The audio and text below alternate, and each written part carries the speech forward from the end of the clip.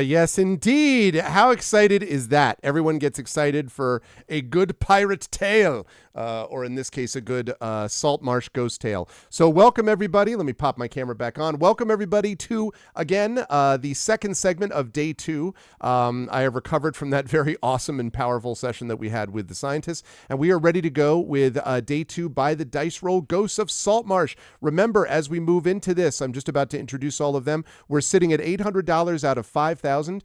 So remember, we are going to pass. I'm sure that we're going to pass $1,000 here and hopefully way beyond it. We are here to benefit the Damon Runyon Cancer Research Foundation. You're going to see those scientists that I was just chatting with on Monday, but right now you're going to see a bunch of people playing tabletop games. It's going to be this until 4:30 Eastern, until actually 4:15 Eastern, 4:30 Eastern, and then from 5 to 8 p.m. I'm going to be playing Expedition from the Mysterious Peaks with that amazing crew, and then at 8:15, Indy's going to be joining with you with an hour-long concert, and then Ghosts of Saltmarsh, then we already have Ghosts of Saltmarsh right now. Then Community D&D is going to be joining us next after that at 9:30, and they're going to wrap up 12 hours of play on day 2 of the charity ArvCon 2025. Again, please spread the word. Please let people know. Please get everyone in here that you can. Again, don't spam them, but just please let them know, hey, there's fun happening over here. Please do that, and please continue to donate with this command right here, the Damon Runyon Cancer Research Foundation. After donating, please do that, and we'll continue to get that number up there. But now the time has come. I'm going to unmute myself so the folks know that we are ready to go. And then I am going to unmute them. I promise I'm going to unmute them.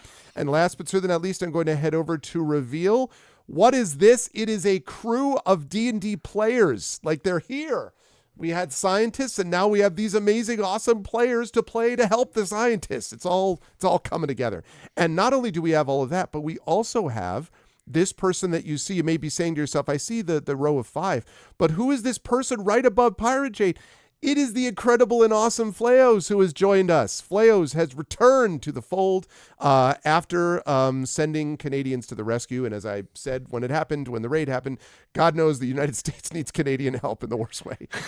So thank you for not abandoning those of us, which is more people that actually really like Canada. So anyway, but it is great to see all these folks here as we are here for By the Dice Roll. Just before I let each of them introduce themselves, quick reminder, this is going to be, that quick reminder, $100. Let's go. And I think I see who it is. It is indeed Undeveloped Bruce, who has contributed $100 to the affair. Thank you, thank you, thank you, thank you. We're up to 900, coming in strong. I was joking with them before. I'm like, yeah, some people they like to joke about how oh, who raised the most money and all that. And Bruce was like, yeah, what's the donation link?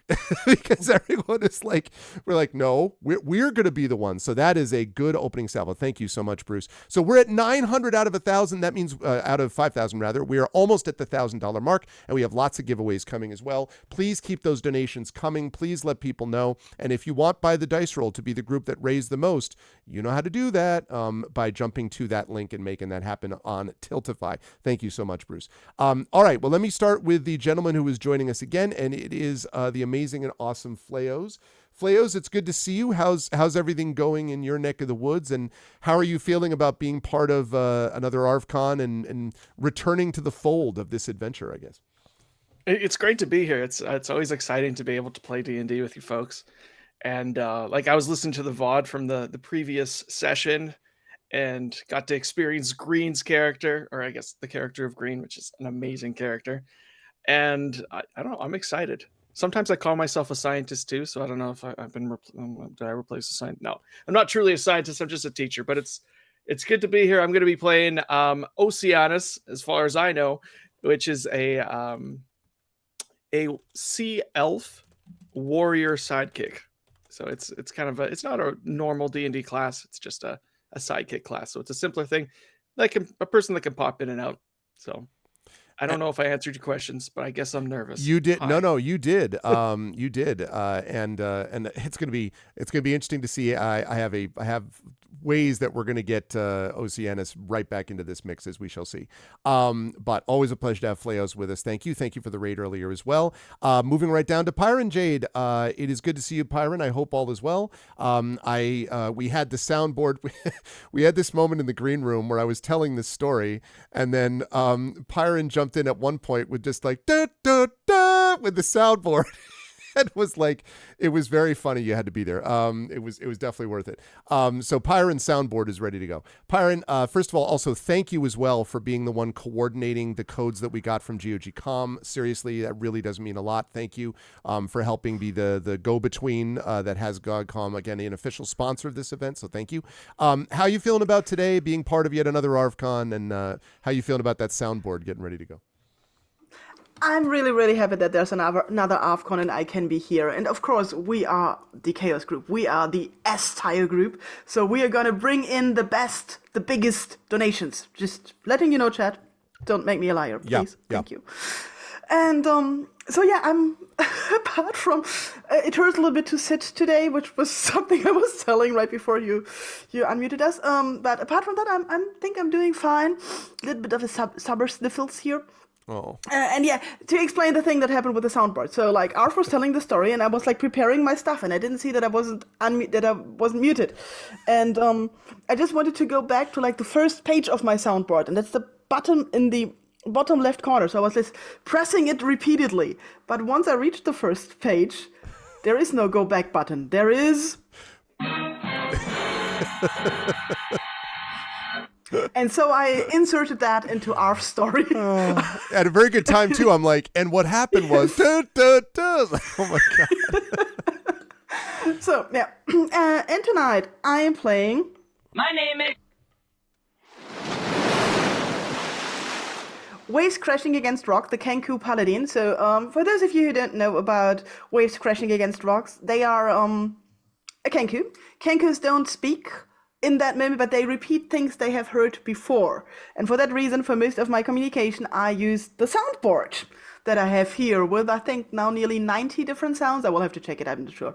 Somewhere around that. And try to communicate that way because it feels appropriate. Apart from that, they are a paladin of the open sea, a dex-based paladin. So we're currently level 5, so that is still going well, but I know that it's going to be difficult in higher levels. And I was going to say, whose fault is it that you're all level 5? Whose fault is that you're still level 5? Is it mine? No, it's not mine, is it? I'm just saying all of you collectively. I'm just putting it out there. Yeah, so he said we could level up once we're done with the part of the story we are not, but then there was this dungeon. and you just can't leave it like lying around. Somebody might just fall They into might it or trip over something. it. Yeah, no, for sure. Yeah, you never know. So yeah, that's what happened. Anyway, really, really happy to be here, and keep the donations coming, people. Yeah, let's keep that coming. Thanks so much, Pyron. Always a pleasure. Also a pleasure to have Dark Saber 2K here. I was saying to Saber when I was telling the story that had the dun dun dun added to it, that I was thinking about him the other day, because I was my daughter and I went to a exhibit, an artist that was doing stuff that is influenced a lot by heavy metal and death metal and stuff like that. So I was thinking about Saber, and Saber was like, "Oh yeah, I was thinking about you too because I saw this thing about a Macbeth being held at a castle near here," and I'm like, "That's fine, that's fine. Just continue to tell me about the castles, the hill forts, and all the awesomeness that you have there that my godforsaken country, which looks at like McDonald's and Popeye's chicken, is like, wow, look at these things." That's fine. No, it is, of course, always a pleasure to have Saber with us. And for once, I don't have to thank Saber for doing Moobot and Dashboard because we're on my channel for a change. So Yeah, I was fidgeting because I usually I need to be doing all this extra stuff to get. you're like, wait, I don't have to do that. How you doing, Saber? How you feeling about being part of yet another ArvCon and all that, and who you playing today? It's great to be back. I mean, it's always great to be back with By the Dice Roll. We have some great fun, and it's especially great to be back at ArvCon because it all started here, like way back. That's like, right. We did our Yep. first sort of groups thing, and I can't even remember how many years ago it was now. But it's always a pleasure to come back and help raise money for a great, cause. That's the word.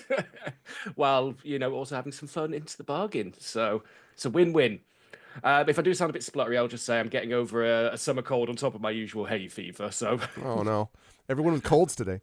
yeah. So yeah, I will be Morthwell Gagonian, but my voice might go a bit weird at times. But anyway, Morthwell is back, dwarven artillerist at your service. I'm excited to see Morthwell get into things, which may or may not happen with these two creatures you're looking at. Well, we'll talk about that in a minute. Always a pleasure to have Saber with us. Also a pleasure to have with us Wholesome Horror Gaming, also known as Mike Smith. It is good to see you, Mike. Welcome back, etc., and all that kind of good stuff.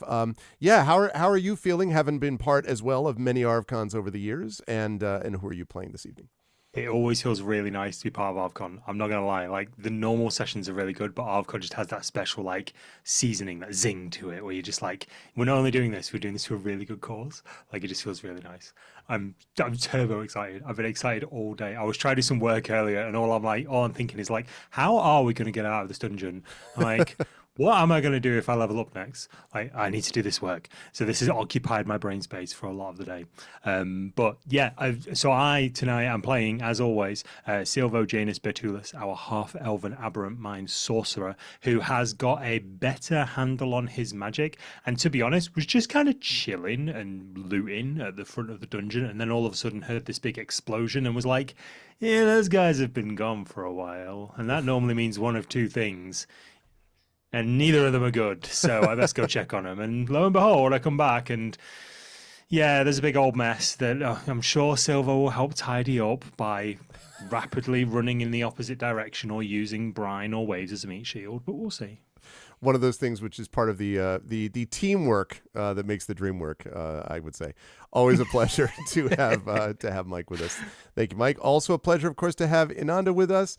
It is good to see you, Inanda. And yes, Brian also has had some experiences of walking forward where in danger, where others fear to tread. But everything is fine. Brian is not down currently or unconscious or anything. So I think that's all good.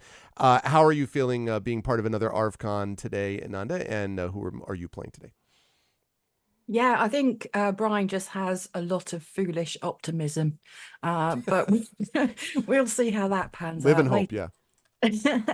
yeah. Being part of ArvCon is always a pleasure, and yeah, really, really excited for today. Things are a bit of a roller coaster in my life at the moment. My mum's currently in hospital, so streaming in the afternoons has become quite impossible until she's out. But yeah, I was really, really happy to be able to take part today. And yeah, I'm playing Brian the Bloodthirsty, who is a water genasi fighter pirate. Not the sharpest tool in the shed. Made a couple of blunders, in fact. But fortunately, everyone's still standing. Not all the time, but they're still standing right now. So let's see if we can get through the dungeon. It should be fine. I mean, as I just look at this, I don't, I'm just gonna, zoom down here and looks like there's just a room there, and I'm sure there's no other doors or anything else, and I'm sure these are totally friendly creatures. It'll be fine. Always a pleasure to have Ananda with us. And last but certainly not least, Undeveloped Bruce, who started us off with a bang today with a $100 donation to get us started with this particular segment of ArvCon. It's good to see you, Bruce. You have not been doing ArvCon as long as the others, but you have contributed both financially and with your talent and skill in previous years and this year. So thank you for that. How are you doing? How are you feeling about being part of another ArvCon? And whom are you playing today?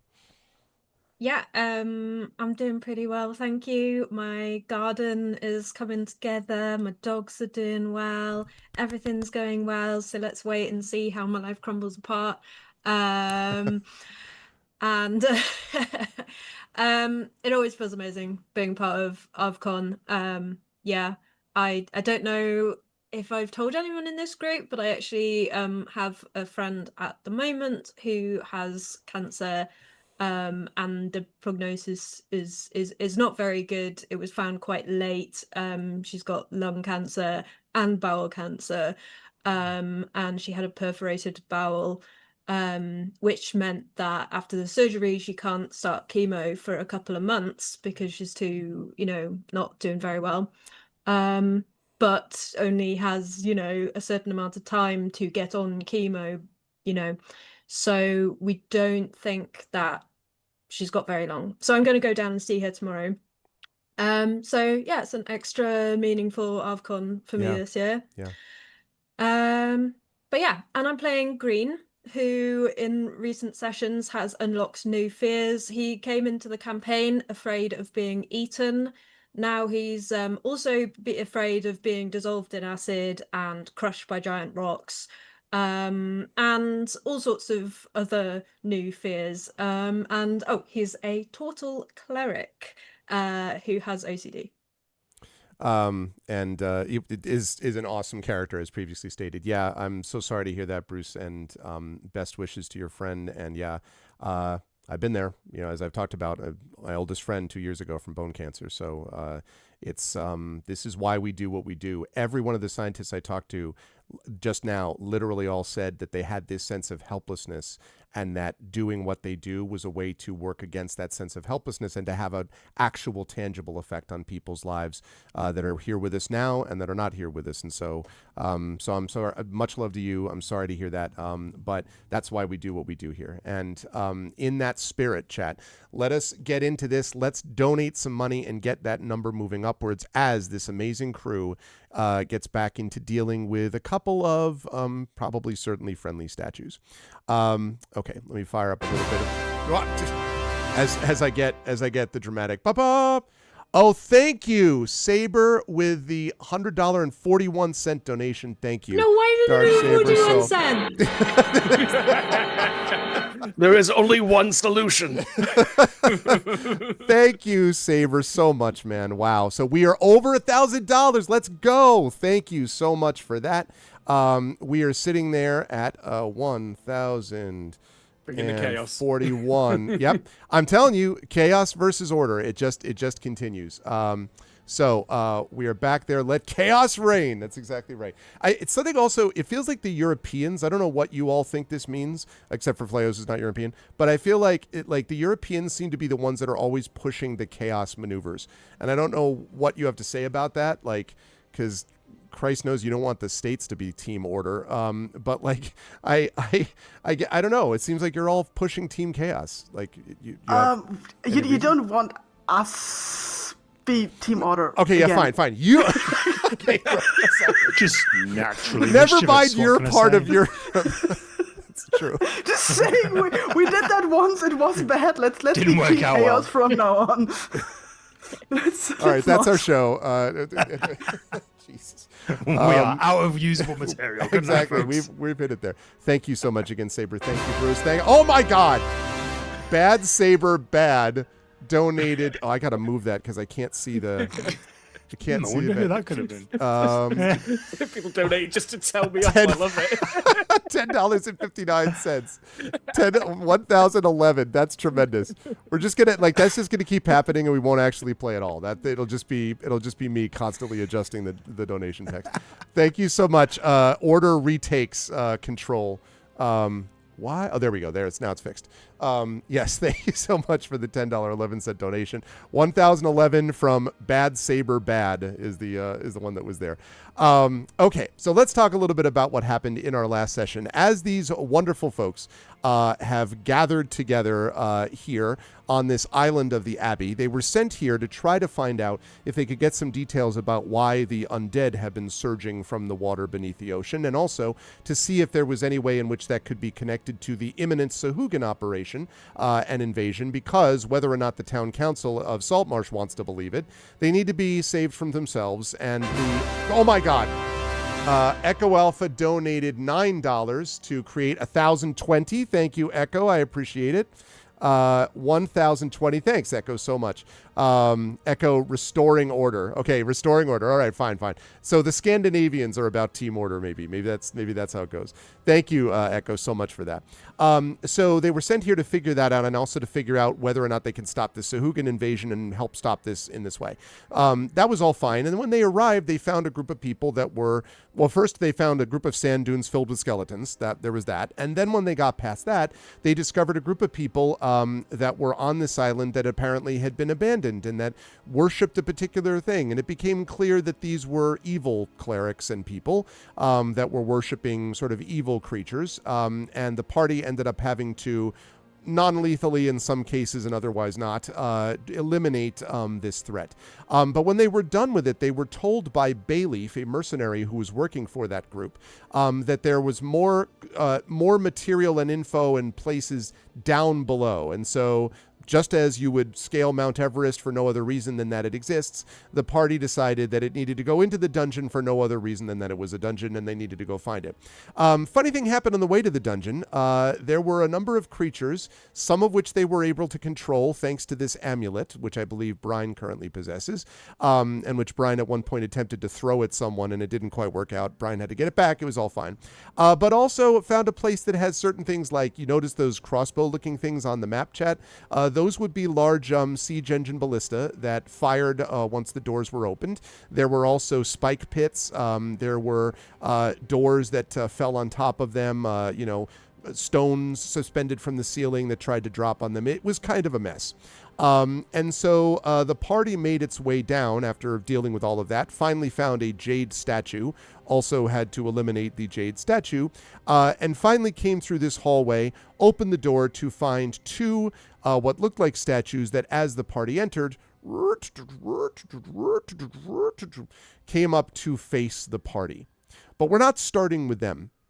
We are starting with a certain sea elf who has emerged climbing over the cliff on the second floor of this area. And Oceanus, I'm going to give you a chance to sort of explain one part of why you're here. But before I do that, I'm going to have you say, these people are not actually, they're not here. Never mind. They're not here. You didn't see them. They're currently down below. But you do see up top here this sort of ruin and rubble. And you have been sent here in part because your superiors, basically the ones who supervise you as part of the defense forces of the Sea Elves, have told you that there are rumors of the presence of the undead. And also, you were told that people that you worked with before, and you were given this information in kind of the, those people that like sort of thing, like they don't fully understand why you're connected with these other randos that are largely land-dwelling creatures, with the exception of Brian. They don't fully get why that's there. But they were like, you seem to know more about these people, and so they sent you off to this island. My question is, my question is, we have a donation. Oh, say can you see, what does that say? Say can you see on US? Okay. $50 and Anus. Oh yes. $50.05. Thank you so much. 1070.05. Man, these people are starting to kick some ass here. 1070.05. That means that they have now made 270. All right, so they are about another $150, $200 from being the top earner so far at ArvCon. So they're getting there. You're making Pyron not a liar, but you're not there yet. So far, Pyron, if we stopped right now, Pyron would still be a liar. So you have to keep doing this work. Thank you so much, though, for that donation. Thank you, everybody. Oceanus, you are here, as I mentioned, up on this map, and you see this ruin. My question is, you decided to go to this ruin basically by going onto this island which has all these cliffs around it, and one area that's supposedly accessible via the sand dunes. You were able to avoid those sand dunes, though. So what I want to ask you is, can you tell me how you, Oceanus, knew to avoid those dunes? Is it having seen the skeletons? Did you get secret info? How did you know how are you able to get onto the island without going through the sand dunes? Well, I hate sand. It gets everywhere. Yeah, that's the real reason. Get out. No, just kidding. I actually, Oceanus consulted with the sea creatures nearby. As a creature of the sea, he does have the ability to have some basic communication with those of the sea, anyone that swims in the ocean. And so when asking for a little intel, a dolphin, which I don't even know what a dolphin's doing there, but that's a totally different question. Undead dolphin. Undead dolphin was like, hey, I heard a whole bunch of noises over there up on the sand dunes. I might not want to be around there. They sounded very ish and stuff. And so Oceanus, going up there, took a peek, was very, very cognizant of his surroundings and saw the danger of the sand dunes and avoided said dangers. And arrived on the island. Now, when you arrive on the island, what you see clearly, Oceanus, is, and I have found your token, and I will put it here. What you have discovered here is you do not see your companions. I'll put you over here, I guess. You do not see your companions, but you do see the ruins of this abbey that you were warned that there was this place that evil people supposedly had lived at one point. You see no sign of your compatriots, but you do, or your former compatriots, but you do see plenty of evidence everywhere of at the least a scuffle and at the most a battle. There's lots of things, sort of like there are bodies littered everywhere. There are lots of sort of clothing, bones, and like old bones. So it doesn't seem like that was from this particular thing. Sort of strewn about. And also, as you sort of are looking just at the outskirts of the abbey, you can also see a couple of areas that seem to have been meticulously swept clean. This seems very strange to you, like the rest of the place seems dirty, but there's a couple of spots that seem absolute perfection, like they've been, like the best kind of work in hygiene. And you're not 100% sure what that's about, but anyway, you don't see anyone, but you do see this abbey. All right. I guess first of all, Oceanus is going to make sure that none of the bodies are people that he knows. They do not appear to be. Excellent. And going to check the meticulously clean things for traps, just to make sure he doesn't step on a meticulously clean trap, Okay, let's have you make an investigation check. All right, let's... Here we go. Where are you? Investigation. Excellent. Great start. Outstanding. Everything here with that 4 investigation looks perfectly safe. Well, I'm sure it's fine. Yeah. Very clean. Oceanus is actually going to step on the clean spots because those must be the safest spots. Making his way toward the abbey, looking for, I guess, evidence of maybe a trail that his friends may have left behind. I want to note, just for no particular reason, leaving a trail of algae and water as you step along the clean stuff. I just wanted to note that for the record. All right. Well, when you get to the abbey, you find stairs leading down, and let me show you what that looks like. So, You find stairs. First of all, there's a cellar level and a set of stairs that lead down from the cellar level. And you find yourself inside this. I will put that there. You find yourself inside. Oh my God. You find yourself having had a donation. Anonymous has donated $9.95 to the cause, bringing us to I'm clearly Yes. 1080. Okay, so once again, order has restored. That's done, chat. Come on. 1080 right now. High definition Grammar donations. music time. I mean, I don't know. It depends. I guess okay. There we go. We're sitting at 1080. Thank you so much for that. And I should just quickly double check on the messages that I get with these. I don't want to forget to do that. Okay, we get the message. Come on, load. There we go. All right, we have, let's see, Chaos Team, Best Team from Bruce. Then we have from Echo, order in the con, and no other messages besides that. They're letting their donation amount speak for them, I think is what we can get from that. Okay, so on the underside of this, you're sort of get to the bottom of the stairs, and you can clearly hear, without even having to do a perception check, that there are people talking on the other side of the door. Not immediately on the other side of it, but in whatever room lies beyond this door. All right. Do I understand what they're saying? Yeah, they seem to be talking in common, actually. The voices are low enough that you can't quite make it all out, but it's something about, been a while, what do you, can't trust. Seems to be like people grumbling about some other group of people, but you're not 100% sure. Okay, I think it's worth mentioning Oceanus has a very, very basic grasp of common. And so... Oh, that's true. Even less, I guess, is understood. Okay, Oceanus is going to try and peep around the doorway just to kind of look at these people, see if they look dangerous. Okay. Now, this, to be clear, the door is closed, so you're going to have to open it. Are you cool with doing that? It's not locked, I'm going to quietly-ish, yeah, right, but try and quietly open the door to peep around the corner. I would love a stealth check, please. Oh, so would I. I think this is at disadvantage because of my armor. Great. So...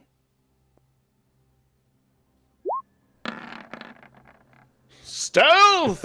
Exactly. So you quietly, start doing, and then it and like bashes against. These three that you see over here sort of like whip their heads around. This one steps forward. And actually, do you have control over your token? I do. Okay, so you can move them in there. So sort of steps forward and says, I see. I suppose you're with them then? Now, you hear that, I suppose, because you sort of like, you kind of get, and then you kind of get the impression he does, like, jerks his thumb over his shoulder, so he seems to be saying something about behind him. Like, hello, my name is Oceanus. And hello. And they sort of like look at each other, and he says, hello. You don't speak common then? I know no speak good common. Speak Elvish? So he looks at you and then says in pretty broken Elvish, I speak good times some. So not super impressive, but you sort of get it. And he says, you group them with?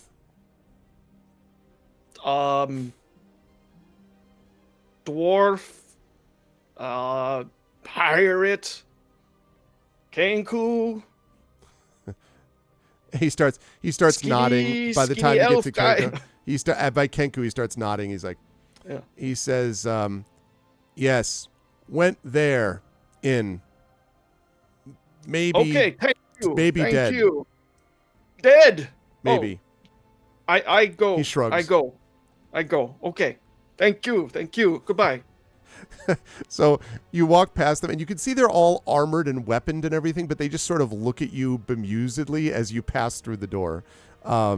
And when you get to here, you can see that the curtain has clearly been disturbed over on the southern side. So there is these, as you're sort of looking at the door seems to be, again, unlocked.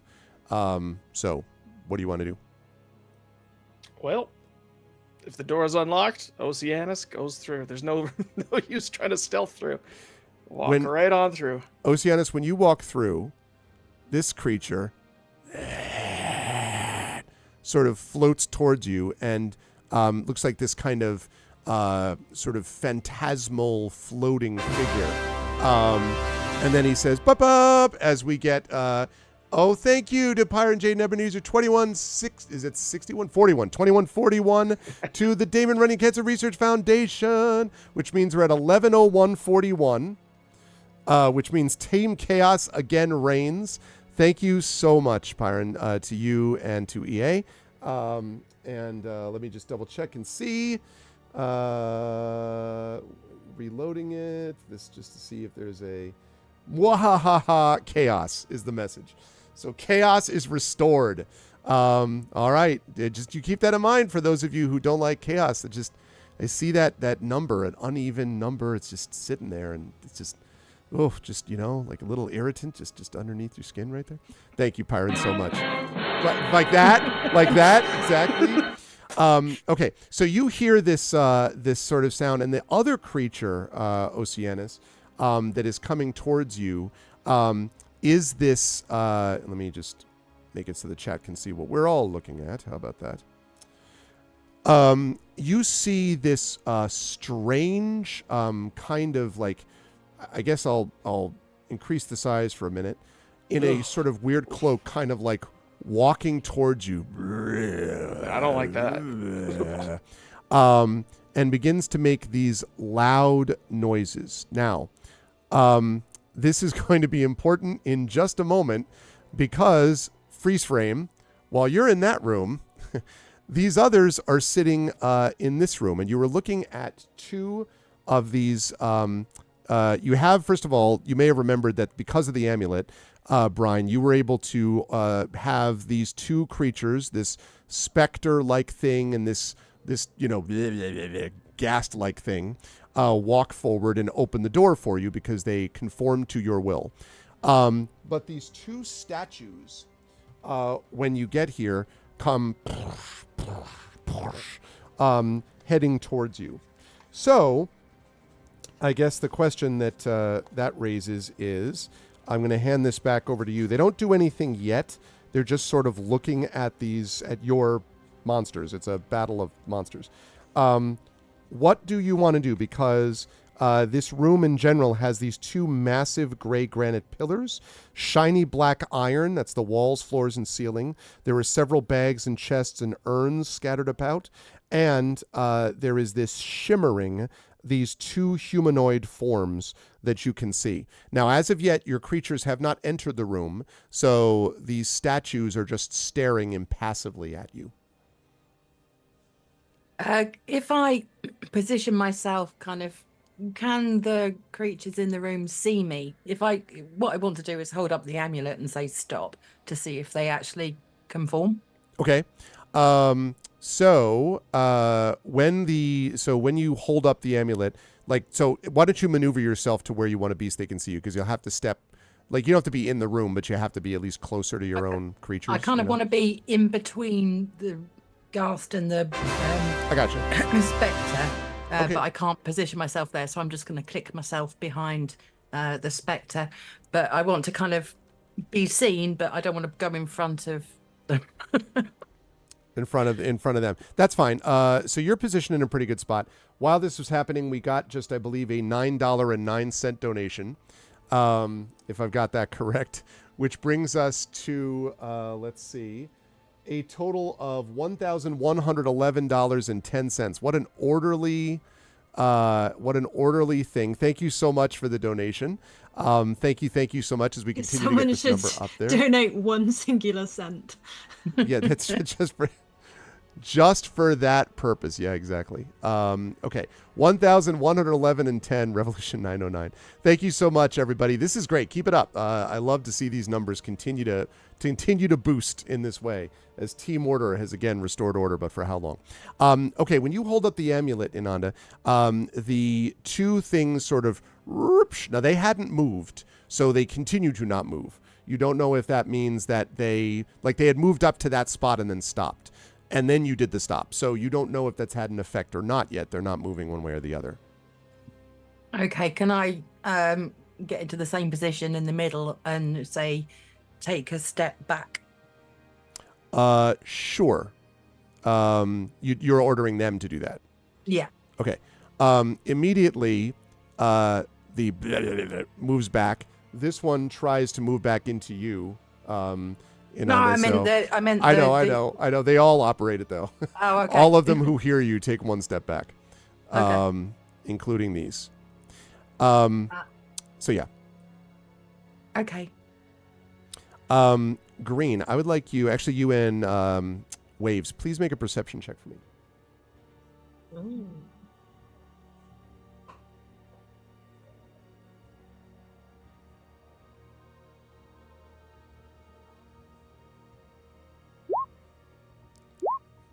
$15 and a 13. Okay. I don't think you hear this, Waves, but Green, you hear from behind you this and roar. It sounds like the creatures that you left behind in the room, but they seem pretty angry.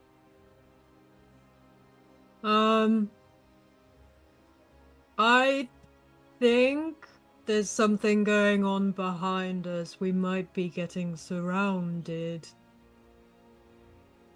I turn around and see if I can see something. You do not see anything, but you now, since it's been pointed out, vaguely hear a sort of a and then you hear someone say, "Thank you for the follow on my channel." That's me. I say that. Okay. I shout towards Brian. Brian the Bloodthirsty. Wow. Yes, hello? That sounded That's like not me. a little creepy.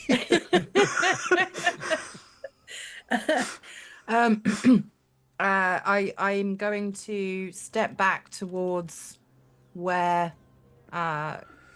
Green and Waves are and say, "Why? What's happening?" I point towards the direction of the other room and point towards her ear. I don't have ears to point to. Yes, that. I can go and see what's happening with the two creatures in the room, but I'm going to have to take all of these with me because if I leave with the amulet, they're going to become aggressive with you. Oh, yes. In which case, I'm going to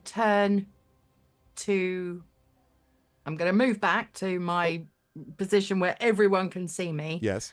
And then I'm going to say, "Follow me very carefully."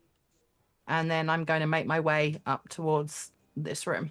Okay. While we're all grouped up within 10 feet, I'd like to fire off Shield Toad so everyone can get some temp HP. Okay. Sounds good. So let me just roll for that. And actually, while you're doing that, so that's 3 temp. 7. Oh, 7 temp. I beg your pardon. 7 temp HP if everybody wants it. If you've already got Yes, temp please. HP that are higher from it, then you stay with the higher one. Oh, I'll take it. Waves, you're at 55 out of 55 and 7 temp. Is that right? Yes. Okay. And Silvo, I have you at 30 out of 30 with now 7 temp. Hail and hearty. Okay. Brian, you're at 41 out of 54 and 7 temp, I think. Yes, correct. Okay. Morthwill, I have you at 32 out of 40 with 7 temp. Mm-hmm. Okay. Yeah, one failed death save as well still, because we haven't rested. Yeah, well, but once you're out of the combat, that's okay. Okay. I'll Yeah, cross it it's off only then. within the same combat that applies. Right. But we do not have that problem at the moment. I mean, you're happy to hold on to that. That's if you want. You just have it like a business card. I'll let this burden go. It's fine. And then Green, I have you at 36 out of 36 with 7 temp. I have myself as 38 out of 38. 38 out of 38. Oh, did you? Really? Did I? What do I could go down to 36 if you want. Well, no, I mean, maybe I'm wrong. I just don't know why. Don't know why. I don't know why. All right, I'll put you at 38 with 7 temp. And then while we're on the subject, Oceanus, you leveled up, of course. And you, in accordance with the prophecy, relied on fate. But fate was not kind, you said. So what are we looking at for a hit point total for you? Yeah, I rolled a 3 and a 4, but luckily, on a D8, I guess I should say. Luckily, Oceanus has a +3 to con, so 43. 43 out of 43, and you are at maximum, having had a chance to rest since the last fight. Okay, great. You do not get the temp because you're not where the shield toad is. Okay, so these, the Silvo, you get this uncomfortable experience where the like comes right next to you. So there's like this stench. Is it like, but it's obviously not paying attention to you. It's following Brian. Then we have as it woes, and then these massive, just small enough, just able to fit in the hallway, basically, creatures. And it's very clear, Silvo, that they are going to literally run you over if you don't move. Oh yeah, no, I will definitely shift then. Where am I? You are here. I will shift back here. And then I had the wrong one. That's the one. And then okay, et cetera, et cetera. Okay, Brian, when you get up here, in the meantime, Oceanus, you can see that the that this creature and this are like coming towards you with clearly not pleasant intent. Well, that's bad. That's bad. Oceanus, I'm going to pull. Actually, you know what? He's going to pull out his crossbow and take a shot at the looking scary guy. Okay. If that's okay with you. This guy or there, because they both look scary. Like this guy. The one on the right. Okay. The scarier looking one. That's the scary more guy. solid looking one. Yeah, Yes, the one that I feel like a crossbow bolt might actually successfully hurt. So. All right. Yes, that's fine. Let's see what we got there. Oh, sorry, that's the wrong button. That's the 2 damn. Okay, no, it doesn't hit. It doesn't matter. Nope. It goes over the shoulder and it does this. And turns towards you. I'm not going to put us in initiative necessarily. It sort of depends on whether Brian is booking it or whether Brian is like cautiously moving through the hall. I'm not being cautious, but what I am doing is making sure that all of the creatures are keeping up with me and that I'm within line of sight. Okay. So far, so good. I would say, Oceanus, that the creatures have just about arrived at your location when suddenly Brian comes bursting through the door. Well, okay, so Brian comes bursting through the door, followed by everyone else that you know in the party, followed by, and then,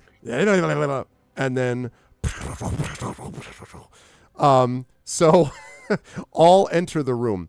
And you can see, Brian, that these two are, you can see your previously, your long-lost friend, Oceanus, who seems to be looking at these two creatures that seem ill-disposed towards him. As soon as I see what's happening, I'm going to yell, stop. Okay. Everybody that is controlled stops. And the one sort of, the one that you fired at and missed, Oceanus, is like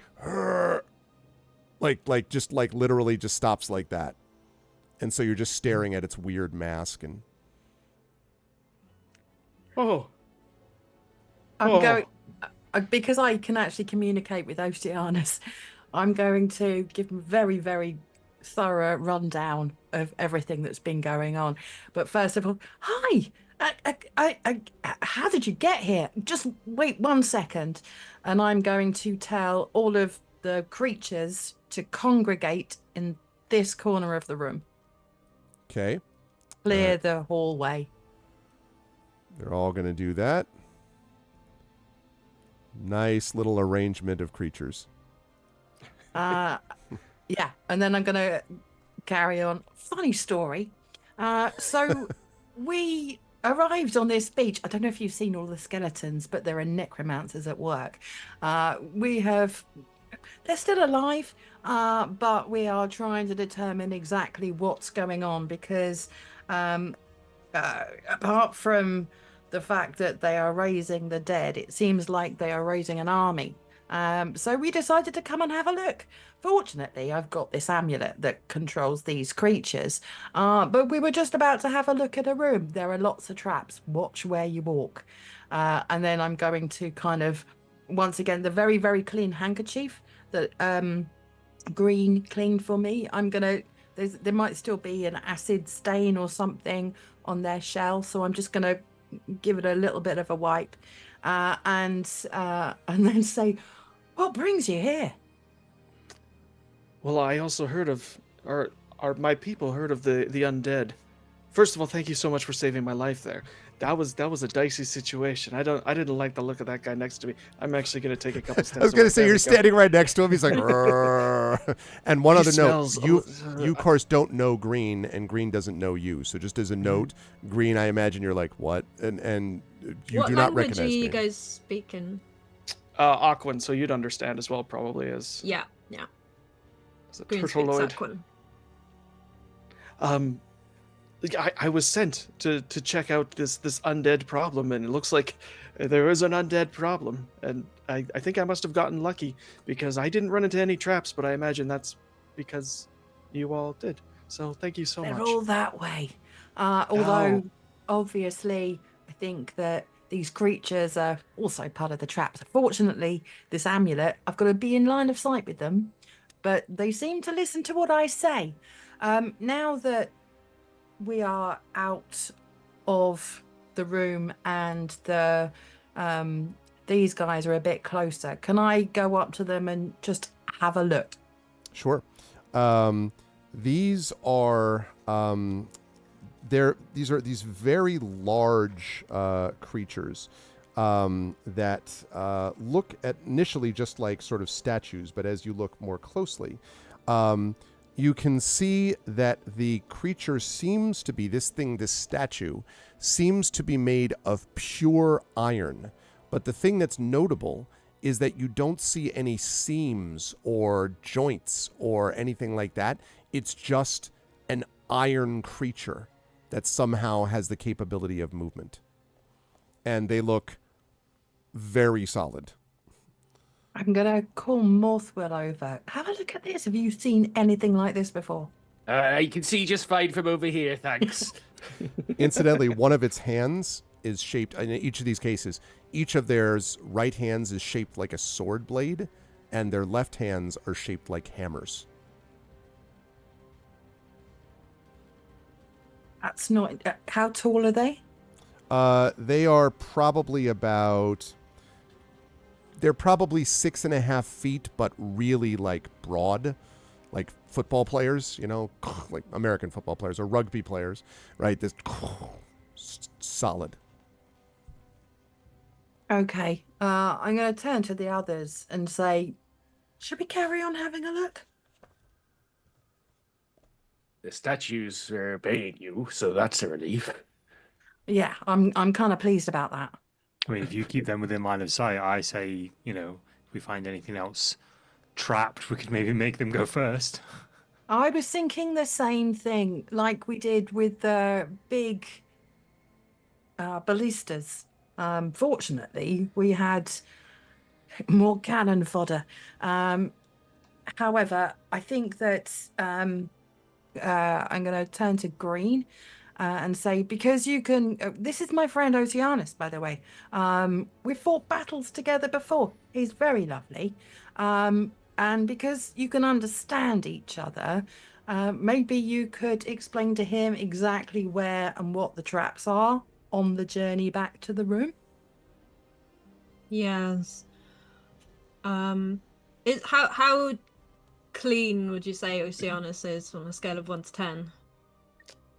There's some seaweed and stuff from the journey from the ocean. Oceanus didn't do a great job cleaning himself off. Also, there's sand on his feet.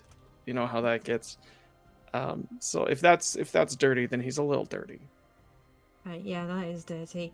Yeah, Green just wants to give him the old head to toe. Anything that looks, like ragged or torn, a quick mending here or there. And then is just gonna say, just so you know, new people or old people coming back to the group are not allowed to eat me or dissolve me or squish me with big rocks. Thank you for the cleaning, brother. I shall keep that in mind. I would never eat you or dissolve you or squish you with big rocks or hurt you in any way that I can think of. Thank you. Come this way, I'll show you. Here is where I got dissolved. Be careful here, the pit is still there. It doesn't look like it's there, but if you step off here, you dissolve. And then round there is where I got squashed by a big rock. And then come down here. This is where I nearly fell into a pit of spikes. And over here, these are crossbows. I didn't open these doors. And then While you're doing this world tour, just two quick things. First of all, it's very funny. First of all, thank you, Saber, for the $12.34. That's 1234 for those of you keeping track at home. And we are now up to $1,123.44. So thank you, Saber. And I guess that counts as chaos. I guess we'd have to say that's a Team Totally chaos. donation. Yeah. Delightful chaos. Delightful chaos. So just keep that in mind, chat. If you're like, listen, this should not be able to stand, just be aware that we have to something has to change to make this change possible. So keep that in mind as the donations continue. Thank you, Saber. Secondly, what are the rest of you doing as we get this world tour? I think I see you moving after, but I just want to make sure. And Brian, are you bringing these creatures all with you, or are you leaving them in that room with the door closed or something?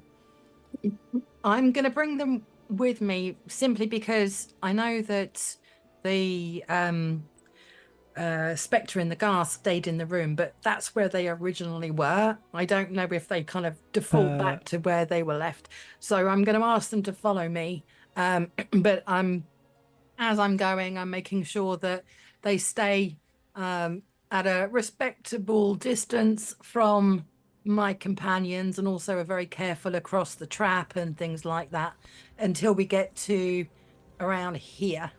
Okay. I basically, we have a Greek chorus now of monsters just in a block moving together as they move I'm like around. the Pied Piper. It's great. Yes, definitely the crew. Okay. Right, so they do that. Green, sorry, you can continue with the house tour. So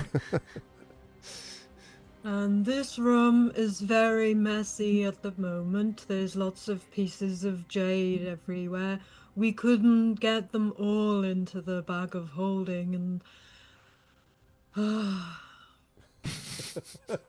Is this your first adventure, Green? no, I was on a ship. I tried to find inner peace, and some people tried to eat me. Oh. They were giant spiders. Oh. I also worked as a pool cleaner for a wizard. That was a grand adventure. I imagine you did an amazing job.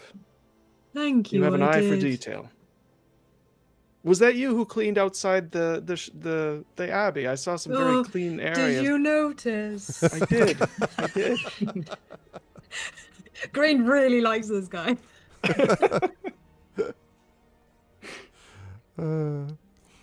okay, Brian, are you leading them back into this room, or what are you with your Greek chorus here? I'm going to talk to the group and say, okay, what's the play here? Should I make one of them go ahead? I mean, those are the only two we saw in the room. That doesn't mean that there's nobody else in the room. And yeah, I'd kind of kind of like the rest of our trip through the dungeon to be safer, if possible. Silvo immediately puts his hand up. He's like, I vote one of the squishy but expendable ones, and we keep the big lads or the ghost lads for later, just in case. If there was any traps on the other side of the door, I guess those statues would have set them off on the way out. Maybe, Possible. but they were supposed to be in there. I mean, all I did was try to pick up something from one of the shelves, and it just caused chaos. So I don't want to be that person again. Let's get one of the squishy guys to go and give everything a little bit of a kick and a nudge, and just make sure everything's not going to try and eat us. Thank you to Geister for the $78, and I believe that is a 52-cent donation, bringing us to $13.02. Oh my God! Followed immediately thereafter by a donation from Deli Wolf with another $100. Holy. So we are Holy up to moly. that. Good gravy. That means that we are up to $1,308.92, and we get another donation. Jeez, for the love of Pete! There's another donation. I can't even keep up. But seriously, he loves it. Keep doing it. No. I mean, yeah. Like, this is exactly what I want. I understand it cuts down slightly on the D&D flow. These wonderful people understand. So we got from Geister, I like turtles, but not tidy numbers. That was $78.92 from Geister. Thank you, Geister. Then from Del Wolf, we got a $100 donation. Thank you so much, Del Wolf, for that. And then from Anonymous, we got order of $6.56. So that brings us now to a total of 1,300. Although I don't think that's actually order. You thought it was order, but see, you put it in, so accidentally you contributed to chaos. You activated our trap card. Exactly, $1,308.92. So your attempt for order has unfortunately led to only more chaos. It's so often the case. Which is often occurs. Thank you so much to all the donors. Thank you so much. This is amazing. I think this also means that we're just about to have this crew pass into the top spot. But remember, they've got right after them Expedition for the Mysterious Peaks, the concert, Community D&D is gunning for you, I have heard, is gunning for the top prize. And tomorrow we have our 8-hour marathon session with Eberron, Oracle of War. And last year, the Scientist TTRPG session actually raised the most money. So that's coming on Monday. Good. So you got to give some buffer to these people, right? Like, I mean, Yeah. you can't take any chances Just that setting they're the going to pace, that's all. Yeah. Right. So don't be like the Knicks that blew 2 games to the Pacers. Sorry, that's a bitter Celtics fan. Anyway, so thank you so much for those donations. Okay. So you were I'm sorry, I got completely distracted by the multiple donations. So you said the play, you were talking about the play, and then someone started talking about something, and then there were 1 million donations. So what exactly was the last step? Oh, God damn it.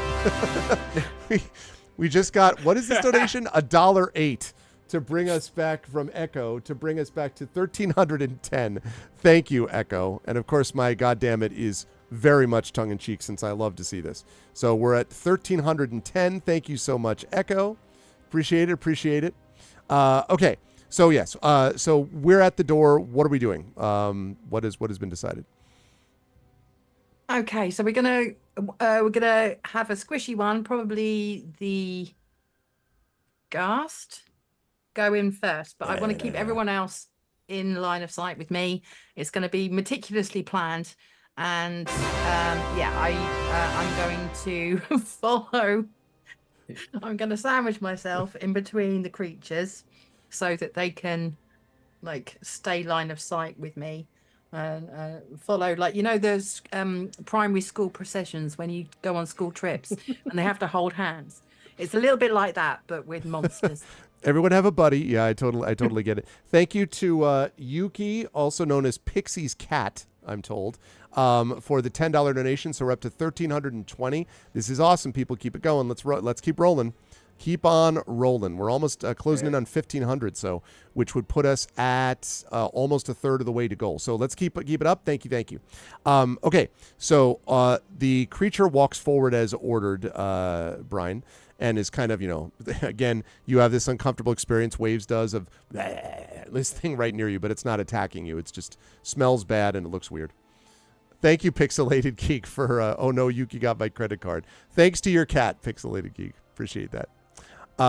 So It is standing, waiting, and then you're going to move it forward into the hallway then, I gather? Yep. Okay. And then have the rest of the creatures follow on behind, but not encroaching on if any of the team want to kind of take the next path in the corridor. So I'm going to put myself in the middle of them. Okay. And yeah, we're going to Literally in form the an middle. orderly queue. This is great. Okay, Silvo. Okay, you're all moving in order. All right. I wanted to say we're all going to Help! move I'm stuck together under a as treasure chest. I can't move myself. I've been That's eaten by the a trap minute. one You as knew well. this day would come. You knew this day would come. All right. I died doing what I love. Exactly. Oh, we got another donation. Delwolf with another $100 donation. Thank you, wow. Delwolf. Damn, We're up to Delwolf. 1,420. Let's go. Dang. $80 away from 1,500. Let's go. Thank you, That's Delwolf. amazing. I think that also puts Delwolf, by the way. Delwolf, I think, I need to look this up, but I think that you are now in the third top donator. The top donator is Thordax Mommy with 250. Second top donator was Hillness, who came right underneath that by like $1 or something. And then you're next, I believe, with $200 of total donations so far. So just keep in mind, those cool things you see behind you, those metal, the two metal ones, the large one goes to the top donor, second one goes to the second donor, third donor gets Super Camelot board game, Vikings board game, and Greyshade, Renegade, Heretic, and Icarus from yours truly, plus a set of dice from well, I can't say why because they're not allowed to be official sponsors. They're just very large, located in the Pacific Northwest, and may have something to do with Dungeons & Dragons.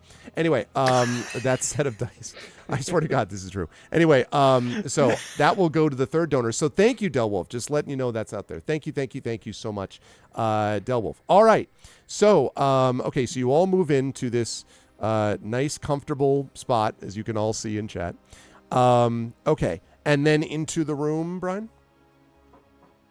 I'm gonna stand in the doorway of the room, and I'm gonna send the ghast in alone.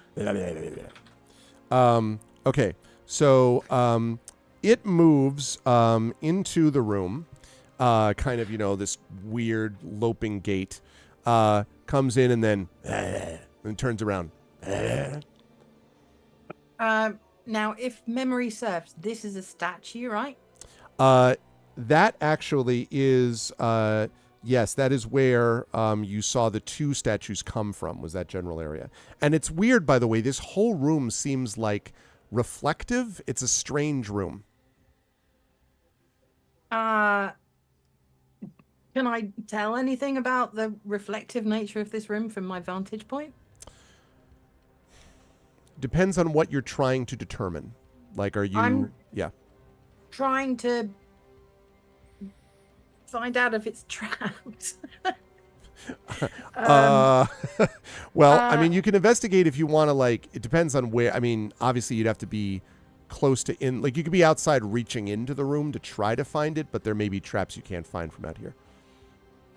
Okay. Is the floor shiny? Is everything shiny? Everything is shiny. Even the pillars. And there are two of them, one here and one here. Could I try to identify what material it is? Sure. How close are you to the room to do that? I'm standing next to Bride at this point. I've gone, excuse me, coming through past all the the menagerie in the corridor. Yes, exactly. That's right. Okay, so you can get through there. Sure. So you want to see what material it's made of. Let me have you make an investigation check, I think. Okay. I got one thing I wanted to check. Meanwhile, I want to actually see if I can find out why it's shiny. Okay. Well, I'll have you make an investigation check also. I will have you do this at 23. disadvantage. This is a tough check, Brian. But for Morthwheel, okay, let me see what Brian comes up with, and I'll come back to that 23 in just a second. 11. Okay. So as you reach into it, you think there's something very odd about it, but you can't quite tell what. Morthwheel, this doesn't quite seem like iron. You don't know what this is, but there's this continual shimmering, as if a hot day, the shimmering of heat waves off the ground It's not hot in here at the moment, but you can see that weird shimmering effect everywhere. And even as you look at the gas there, it's just this, sort of looking at you. But it too, its form is sort of shimmering with these waves passing around it. It's like a hot day without the heat in there. Do you see the shimmers? I can see the shimmers, but I can't. I don't understand.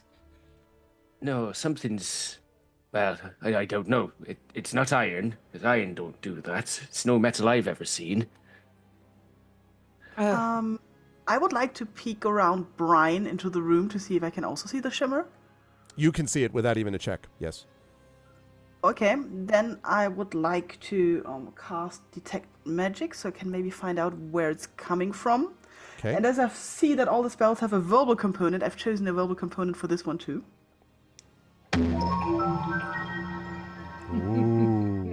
Ooh, that's very nice. Fancy. All right. Yes, this room is absolutely radiating magic, and the magic is illusion. Okay, can I see if it's coming from a certain point in the room? The entire room. Not. There's no certain point. Okay.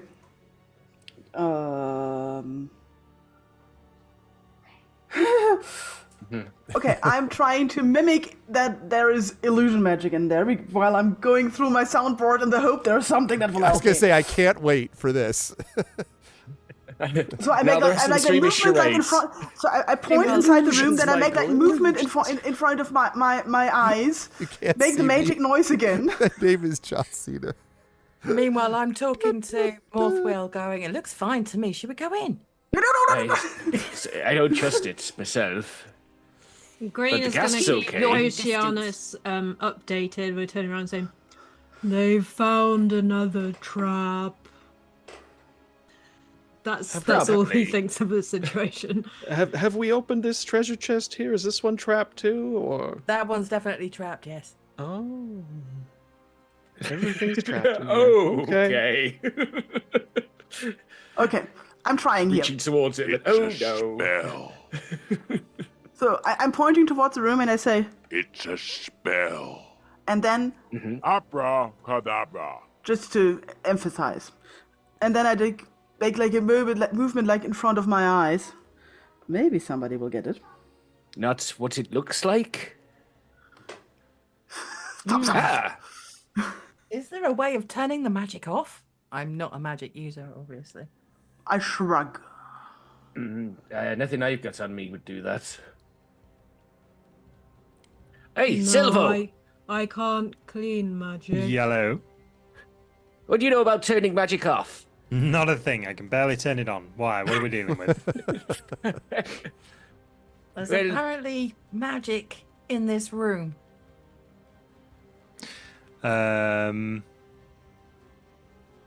We used to Okay, say in the room's not I'm- what it appears. I'm gonna shuffle to nearish the front of the group. I'm not gonna move my token just yet. Well, I'm gonna move it there, but I'm not going into the room yet. Okay, that's just. to This know that I'm corridor going to is the so front. crowded. I was Yeah, like, excuse me, coming through.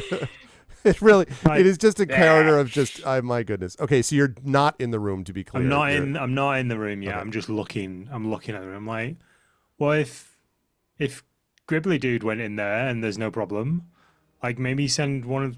What about the other squishy Gribbly Dude? Just get him to run around a bit and see if he, I don't know, catches on fire or something. But they're undead. For just a little bit of flavour, when Silvo is kind of trying to get to the front of this, can I ask the creatures to like get crowd surf him along the corridor?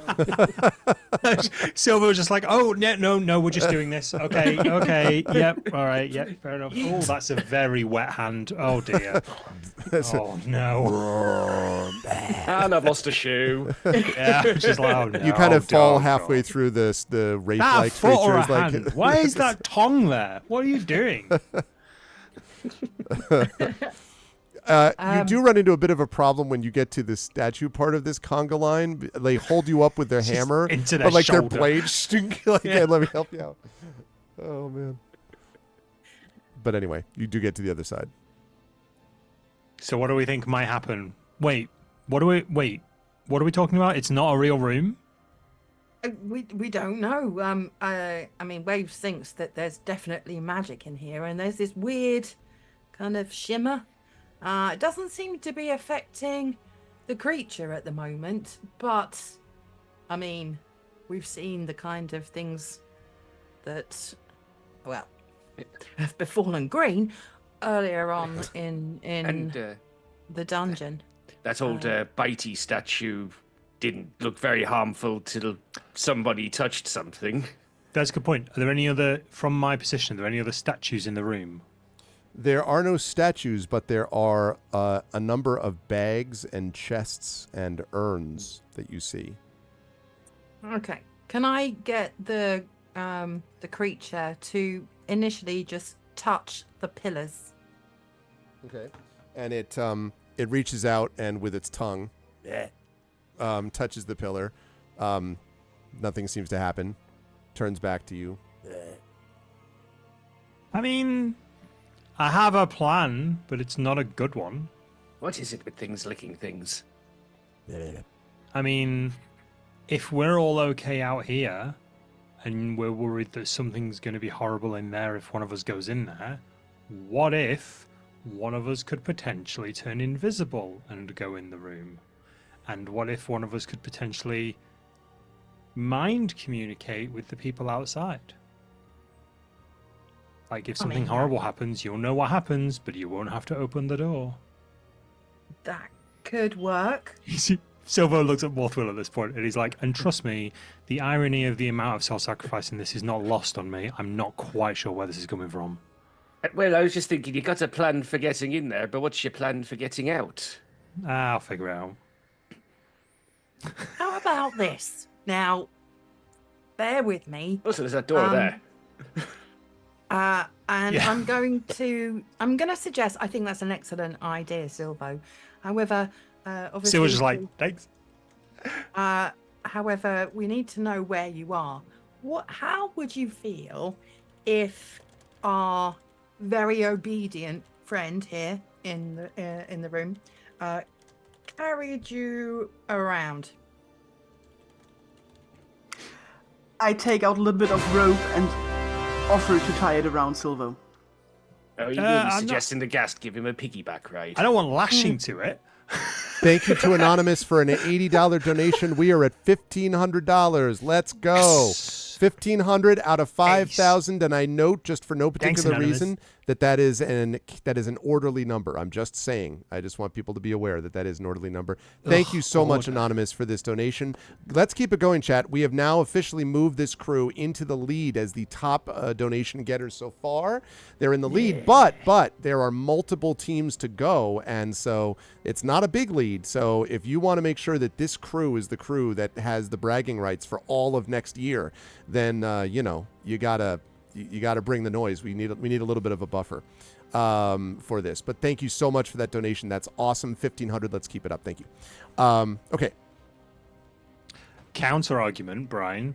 What if, and Waves, what if I have the creature on me like a leash, and then at any point, if something goes sideways, I can just drop the rope, and then you know where I was.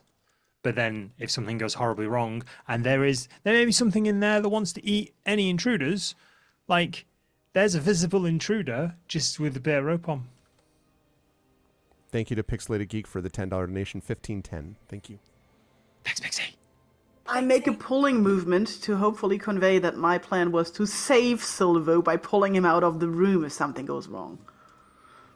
I'm willing to pull on Silvo and shake him a bit so he gets the point. Oh, right. But then Good surely queen. I don't need to be invisible then, because there'd be a rope around me. We So can you tie him to one mean- of the statues and get them to go backwards really fast. Silvo looks at his waist. He's like, I don't know how well that would work out for me. I'd like to go out of here in one piece. I get the point, though. All right. I tell you what, Silvo takes the rope off Waves, and he starts sort of lashing it like a harness around his shoulders and around his chest. He's like, how about that, right? You get one of the people, like simple diving off the pier, right? treasure diving off the Pier of Satan. You dunk me in. If I'm in trouble, you pull me out. I mean- will pull you out. Green is remembering the time on the ship when Silvo pulled him out of the giant spiders.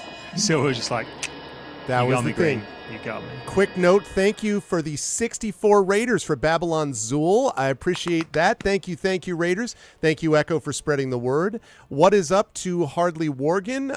Welcome to the Raiders for this raid. Welcome to the amazing By the Dice Roll crew playing Ghosts of Saltmarsh. And this, of course, is our ArvCon event to benefit the Damon Runyon Cancer Research Foundation.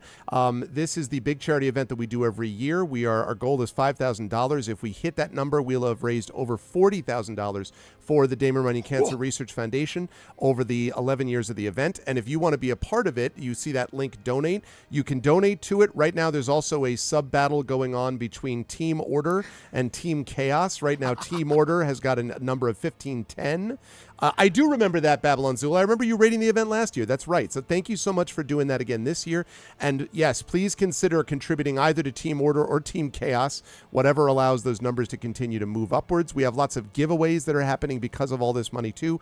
Right now, this group is the top group of donation amount getting. So we'll see if that number continues.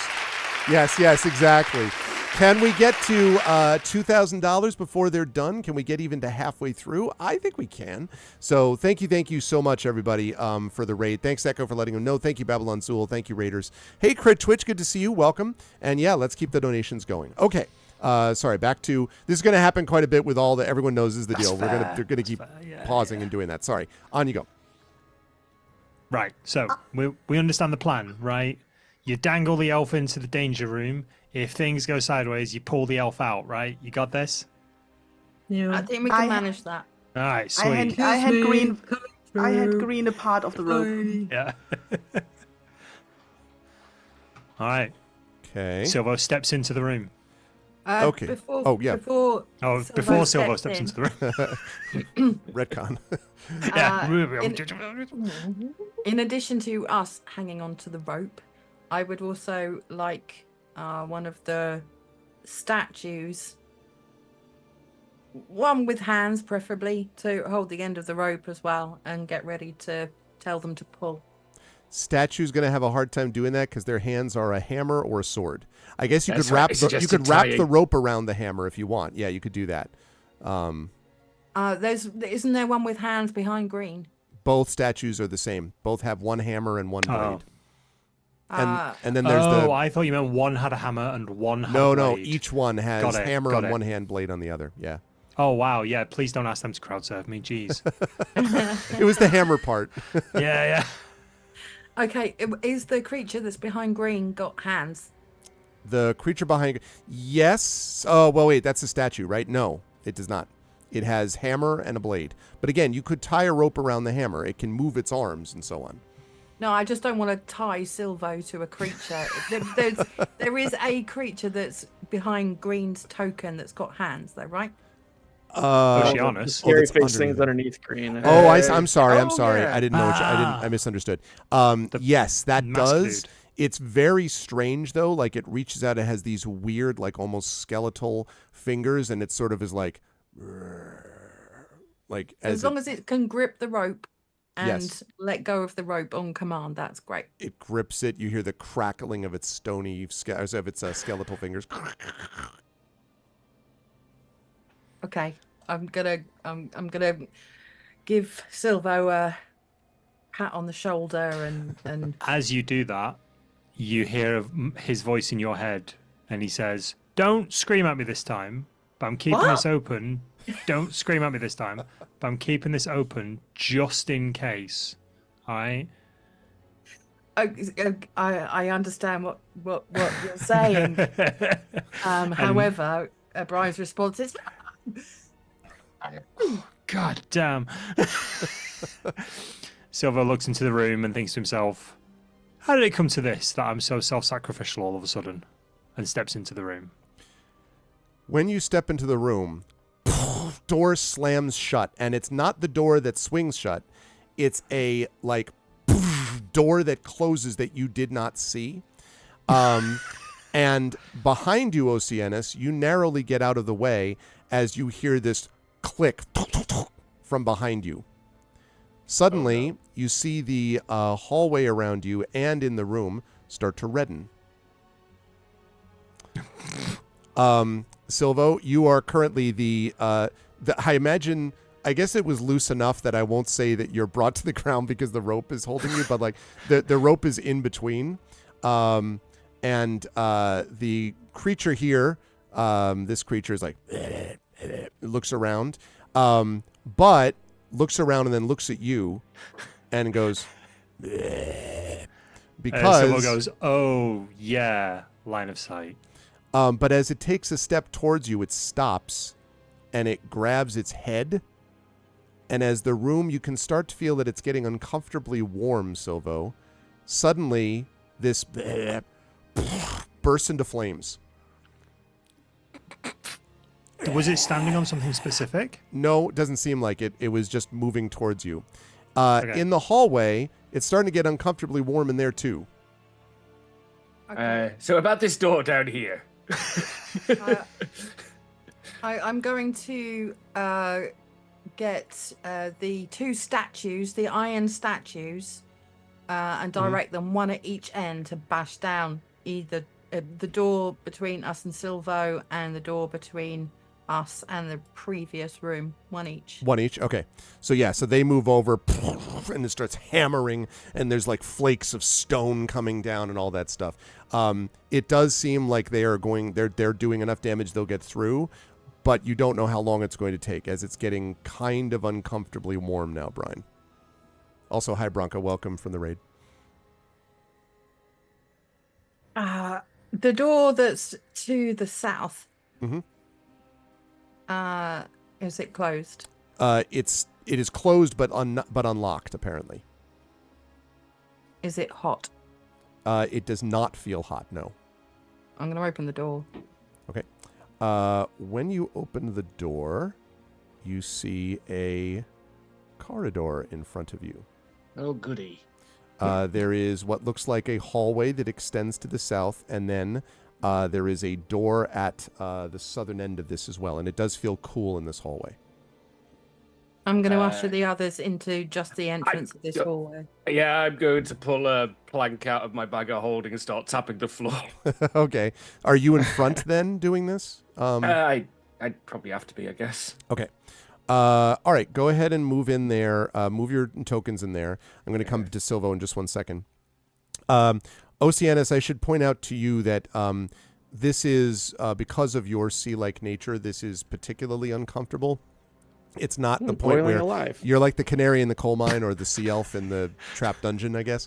It has not been an issue yet where you're taking damage, but you could see it happening. And then Morthwill, if you could move up enough to let everyone else in the room. Nope. Oh no, you're just doing that. You're just tapping it. Okay. You don't feel anything as you tap initially here, at least in this next 5 feet. Okay, I'm looking for trip wires, any suspiciously clean flagstones, Gotcha. something on the ceiling. Nothing so far. Okay. And make an investigation check for me too. You can do it at advantage because you're using your plank. Okay. 20. Yeah, you're pretty confident that at least the next 10 to 15 feet does not have any of that, ceiling or floor. All right, well, I'll move up that 15 feet then. Okay. Before he leaves, can Oceanus just try and take a look around this door, like the Silvo door? Yes. And the wall next to it, just to try and see if there's any hidden control panels or obvious control panels to open the door Sure. up. Let me have an investigation check here, please, and I'm for that. Sure. While he's doing that, can Green cast Create Water to just do a little sprinkly shower over Oceanus to help keep him hydrated? Sure. Thank you, friend. Absolutely. Beautiful. 12. Oceanus, you may be distracted by the awesome sprinkly water. You don't you don't sense anything obvious here. You can see the rope extending underneath the door. And you can hear what sounds like kind of the crackling of flames coming from inside the room. You don't know what that means. It means Silver's on fire. in Elvish. Silvo, are you alive? You can barely hear that, Silvo, but you do hear it. I will speak to Brine telepathically and say, well, I'm okay, but I'm pretty sure the ghast is now toast. Oh, goodness. Okay, we're going to try and break down the door. Okay, don't forget, only you can hear me, so you have to tell people what I'm saying. But I forget that I'm speaking a volume, so when I'm turning around to tell everyone what's going on, I've just told him, we're going to try and break down the door. I've got the mining explosive. I don't want to bring the ceiling down on him. I don't want to bring the ceiling down at all. Set it and run. You got a point. There's another. No. When you talk about the mining explosives, I'm like. Sorry, Arv, you mentioned the rope, like the rope didn't get sliced. It's No, just it seems like it's just like crushed underneath, squeezed or whatever, but it's not sliced. No, it's a pretty. Is there any fairly lip at thick all? door. Like, or is it? Yeah, maybe actually, yes. It's a pretty thick stone door that came down, but it does seem to be that there's a lip underneath it. Yes. Oh. I look at the blade, look at the gap, and say to Brian, do you think maybe the blade could lever this? Sorry, the blade I mean the statue's blade hand. Like, does it look like it maybe slip under the door? Is that? And it's hammering with its other hand as you do that. I said we can try, and then I instruct it to put the blade under the door. But whilst I'm doing that, I'm also going to get all of the other creatures to start trying to just hammer at the try and break down the stone. Okay, I love this OCM's image so is much. going to get out of the hot place before he. Okay, so yeah, I you're love going the to the image of south. the ghosts just trying to like casually attack the door, Exactly. just going through it. And the one weirdo thing just being like, roar. Yeah, so they're all hammering away, and you hear this sound on the other side, Silvo. This, something, and you can see flakes of stone or like raining on the outside. Also, this creature and hits the ground and just like burns. Seems quite expired. Ace. It's getting very hot in here, Silvo. Two things. One, I'm going to pull the rope to release it because I'm currently trapped under a door. Okay. Basically, so I'm now free because I assume, because I didn't specifically say I take like a bit of the rope in with me just in case. Like I assume the door went down and he didn't sort of like jolt backwards, but like I can't move very freely. Right. So he's gonna pull the rope to undo it. He's then going to take a bit of bread out of his pocket and throw it into the middle of the room and see what happens. Okay. Well, the first thing that happens is a $5.15 donation for Ballstag. Thank you so much, Ballstag. I appreciate that. Welcome back. Ballstag, do you do that every time Silver throws bread? you just start doing breadcrumbs. Da-da, da-da, da-da, like the whole time. Thank you, Ballstag. So that brings us to a total now of 15, 15, 15. Aha, I see. Now that's delicious. I mean, I guess it's chaos, but it's a pretty orderly chaos, to be honest. I think I'll accept it. really. I was gonna say I didn't think either team should feel comfortable. I think that both should have their own problems as to why they would want to. It's either 15, 15, Hideously 15, neutral. or it's 151, 515. Hideously dude. So it's order and chaos. Ballstakes on team balance, he says. So that's Team part of this. perfectly balanced as all things should be. 15 out of 5,000. Super awesome. Okay, thank you again, Ballstake. So, all right. So let's see. So you've dropped the rope. You're now free to move. And you're doing Rope's not on fire, is it? Oh, the bread. That's what you threw. Yeah. When the bread hits the middle of the room, the bread like and suddenly toast, and then yeah. So Silver's just. Are we on what I'm doing now, or are we still? We're technically still on what you're doing. I do need you to make a Constitution saving throw. Okay, excellent stuff. All right, Silver. By Saloon's fucking bowstring, how are you getting out of this one? You've gotten yourself into some real sticky spots in the past, but this is a new one, mate. Constitution saving throw. Yes, please. 23. 23. I'm Okay. gonna roll high. It's gonna be when I'm in a giant cooker. Yeah, exactly. You feel you've been in better spots, but you do manage to withstand the heat. But it is getting to the critical point. Can I ask some questions? Sure, absolutely. The pillars in the middle of the room, are they glowing or anything like that? They are not glowing. No. Is anything glowing in the room right now? No, and I would like you now to make a wisdom saving throw for me. Oh, okay. Actually, wait. Yeah, wisdom. Okay. No, that's fine. That's fine. Now, Okay. question. Wisdom saving throw, that was an 18. Yes. When you do that, there's a moment where the entire room, I keep mentioning this shimmering, the entire room shimmers for a minute, and for a second, Silvo, you have this sensation of cool pass over your skin. Not being cool, I mean, I'm sure that's true, but the sensation of being He's so cool. So for a moment, something in the room wavered, is the best way I could describe it.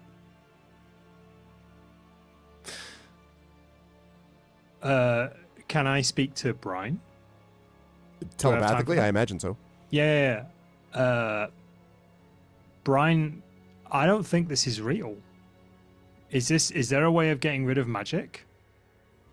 I don't know. We asked that before. God, before stop you went shouting, in the you crazy room. pirate. Like the image of feedback. Feed! You know, like, We're going to try and break down the door. If it's Oh. not real, why is it so hot in here? I don't know. I'll get out of the way of the door then. Silver moves to about here. Am I able to do anything else? not immediately. Okay. But if Brian, when you yell out that it's not real, if it's not real, why not? I would like everybody, including yourself, not Silvo, except for Silvo, to make a wisdom saving throw, please. Including me. Including you, just not Me as well, Silvo. even though I'm in a different area. Yeah, because because according to what I've heard, Brian is shouting this at the top of her Okay. lungs. So Got a 15. Brian's shouting crazy again. Yeah. exactly. See a lot of let's see. Waves and Brine, there's something strange, like the kind of like you get this sort of weird sensation for a moment, almost as if sometimes people will know when you're walking along in a hot summer day, sometimes you'll get this strange cool breeze from out of nowhere and you're like, what is that? And you're like, maybe you're walking past out an air conditioner or a fan or something like that, or a door opens to an air conditioned place. But there's a moment where you get this sensation of cool on your skin, but then it returns to where it was. Don't forget, by the way, chat, inspirations can help our players here too. Sorry, go ahead, Brian. I mean, I knew before that there is an illusion spell at work. I'll give you this at advantage. You're right. So That's right. and can now make that that- Brian tells me it might not be real, so Yeah. I will now try to sit down and disbelieve this. Yes, make that save. Make the save again, because you do have an advantage because you did know this before. Well, I got a 15. I'm not sure if I can do much better than that. Well, 19. yes, I you can. can. Oh, yes, you can.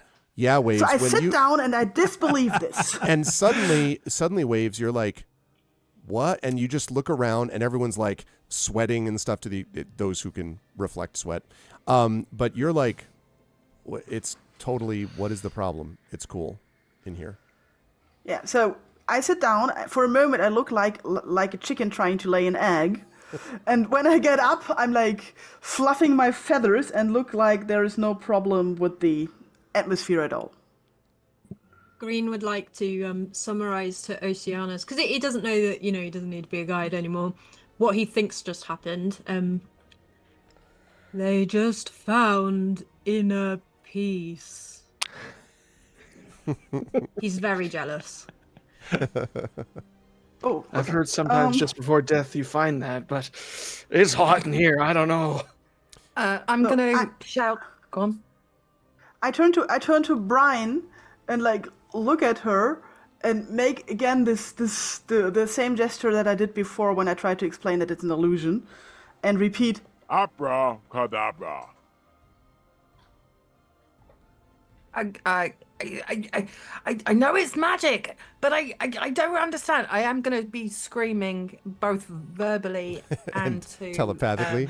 Ace. and to Silvo, both in my head and out loud. That will trigger another wisdom save. I will allow all of you, except for Pyron, Waves, who's already passed this, but Silvo, that includes you. Everybody can make another wisdom saving throw, please.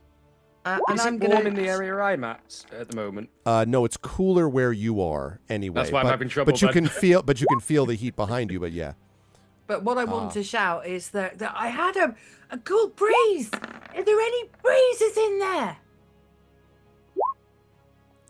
apparently there are, Silvo. Okay, couple of notes. So, first of all, Green. Suddenly you are just like, of course there is no heat. Like you're very much Neo, stand up like I am the one, Yeah. right? Like Green, yeah. He wanted to copy Waves, and he went inside his shell and went bump onto the floor, and then was just really trying very hard to find inner peace. He didn't find inner peace, but while like focusing on something else, he realized, hang on, like puts a toe out. It's not hot out there. Goes back out and is like, oh, did I find inner peace? No. But you're not roasting anymore. Silvo, you also, as you look around, the room shimmers again, and suddenly the inside of the shiny walls seem to dissolve, and you find yourself sitting inside a simple stone room. Same dimensions. The stone pillars are still there. The door is still closed and being hammered on by the statues. And you can see those urns and chests everywhere. And also there is a toasted piece of used to be bread and a toasted used to be a undead thing that's lying there. But you yourself are no longer hot.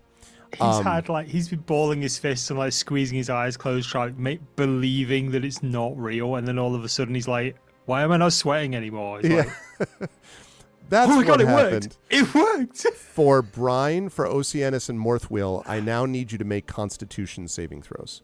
Actually, sorry, not Morthwheel. I take that back. Morthwheel is out of that area anyway. But for Brine and for Oceanus. Oceanus is just behind me in the corridor. Yes, but Oceanus is more impacted by this than you are. That's why. Okay. Although I understand Green is helping. But still. Okay, so Come on, real roll. All right. okay. Nice. Yeah, both of you are able to resist this heat. It still feels hot to Morthwheel, but at a distance. It still feels hot to Oceanus. If you move up a step, you would still feel it, but it wouldn't affect you because you're more affected, but you're still far enough away from what you think is the heat. Brine, this still feels to you like it's getting overwhelmingly hot. Okay. I'm not giving up. I'm gonna be telling the statues to hit harder, and we need to get to. We're coming, Silver. You see cracks appearing in the door, Silvo. And then Can I say to Brian, it worked. It actually worked. Like, it's definitely not real. It's not hot in here anymore. The walls aren't made of iron. It's stone. Just tell everyone, just try and concentrate on it not being real. Silvo says to try and concentrate on it not being real. Green would like to go up to Brian and put a hand on her shoulder, cast guidance, Okay. and say, "It is not hot." All right, let me get wisdom saving throws from Morthwheel, Oceanus, and Brine. Brine, you can do that plus get the guidance extra as well. What do I add for I don't guidance? think with mine. Oh, Plus 4. Yeah, I think so. You know it's in not which hot. case- I can feel it back there, but here's Oh, you perfectly fine. I can don't know roll why a people say d4 this. and add the number. Yeah. Roll a d4. So it's 16 plus 1. It 17. still feels kind of warm, Brine. Oceanus, though, you suddenly do feel this coolness descend upon you, and you realize it's not actually hot.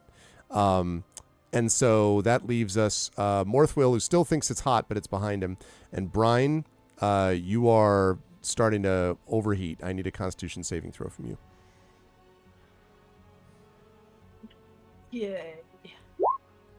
12. Yep, that is not going to do it. You are going to take, as a consequence of this... You are now on fire. This brine is on fire. All right. No, not on fire, but is We going say to this, but take this could be no laughing matter. 9 points. Oh, okay, that's okay. 9 points of fire damage, apparently. Okay. So I'm down to 0 temporary hit points and 39. That's correct. Yep. Okay. Silvo, you can hear as this thing, there's another and then just smash, and the door just bursts through. Stone flies out in all directions, and the statue and all the rest of the creatures sort of half fall into the room, step into the room. I guess these creatures don't really, because they're just they're just floating anyway. They're just chilling. Yeah. They're just like, ooh. This one is stuff. still hammering away at the room behind it. So you can see them enter now. I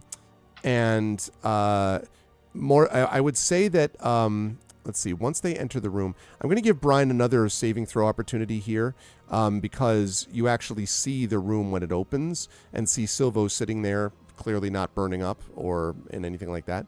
So I'm going to give you another opportunity for a save here. Wisdom. Wisdom, please. Yes. Is I've got guidance still -1. This is applied? going to take a while.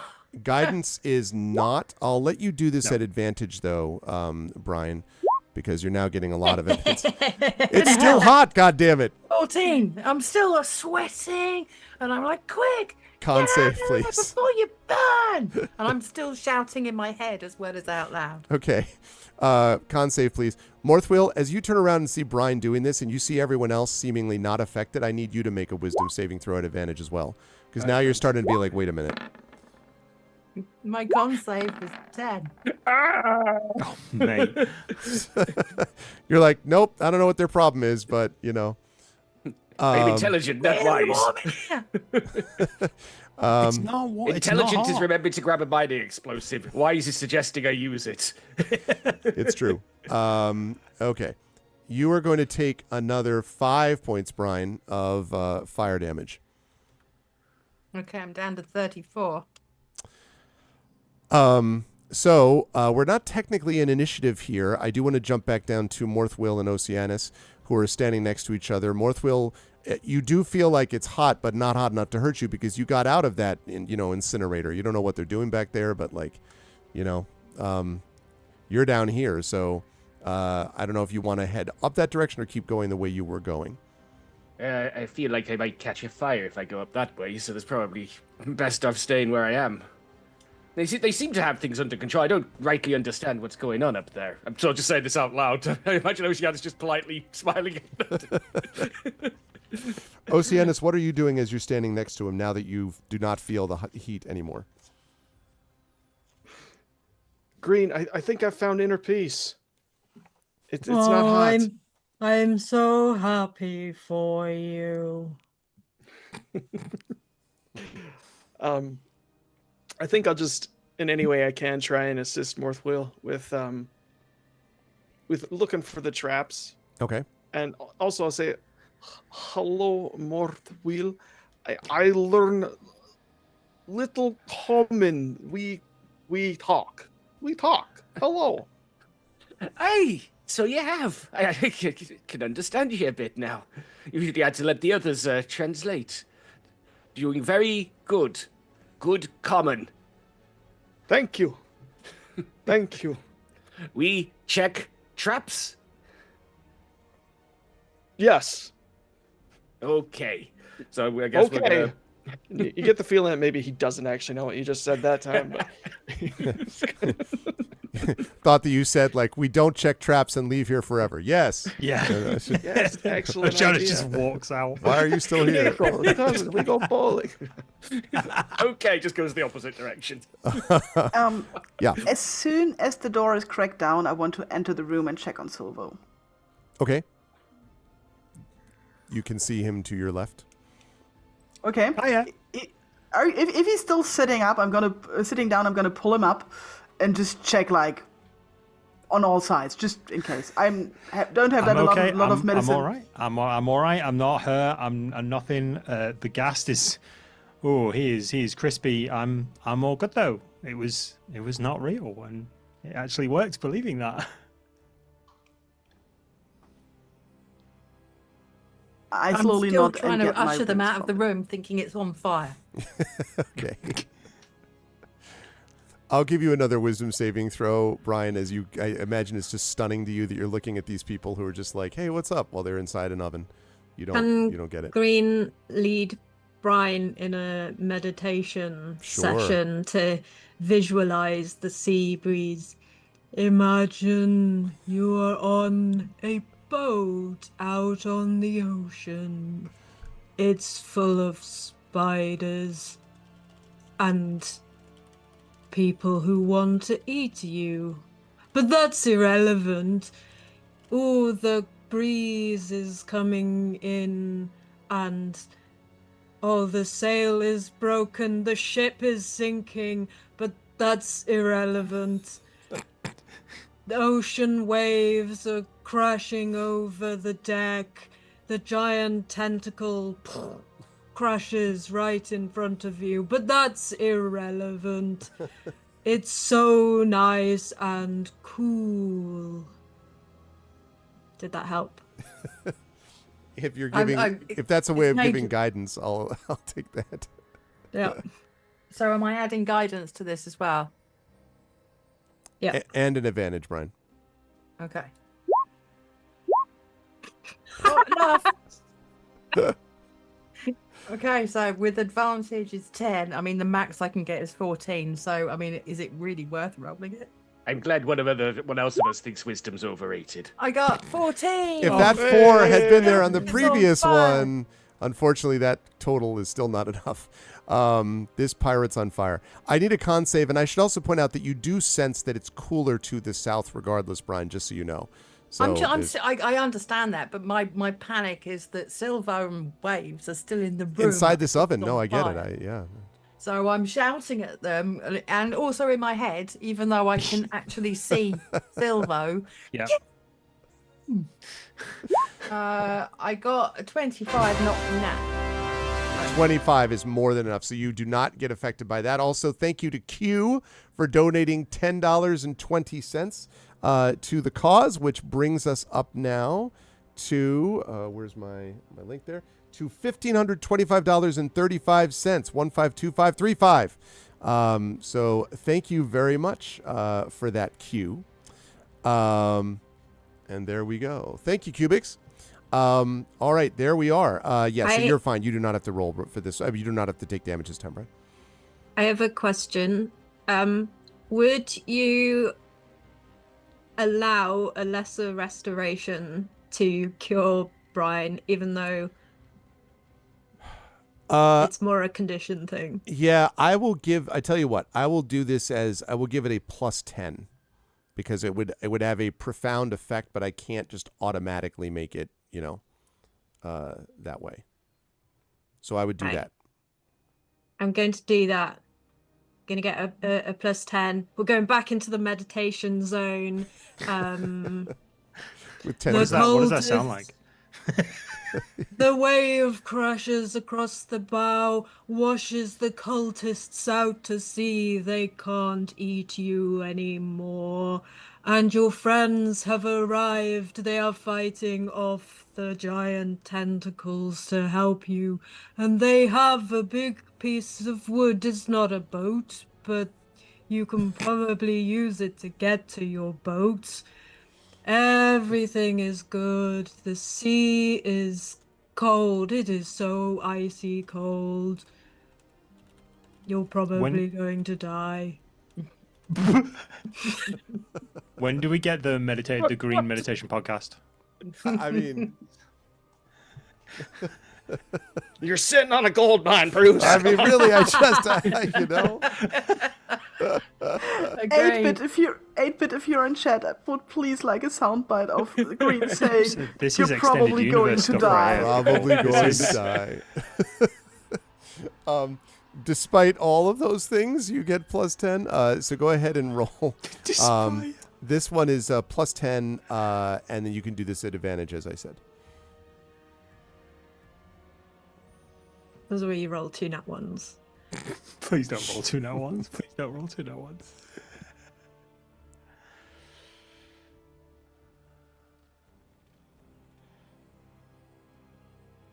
Wait. Come on, Brian. Anticipation. Come on, Brian. Come on, Brian. Oh, am I rolling? I Yeah, thought you. You're No, rolling you're it. rolling. You're We were all rolling like it. their intention. We're like, ah.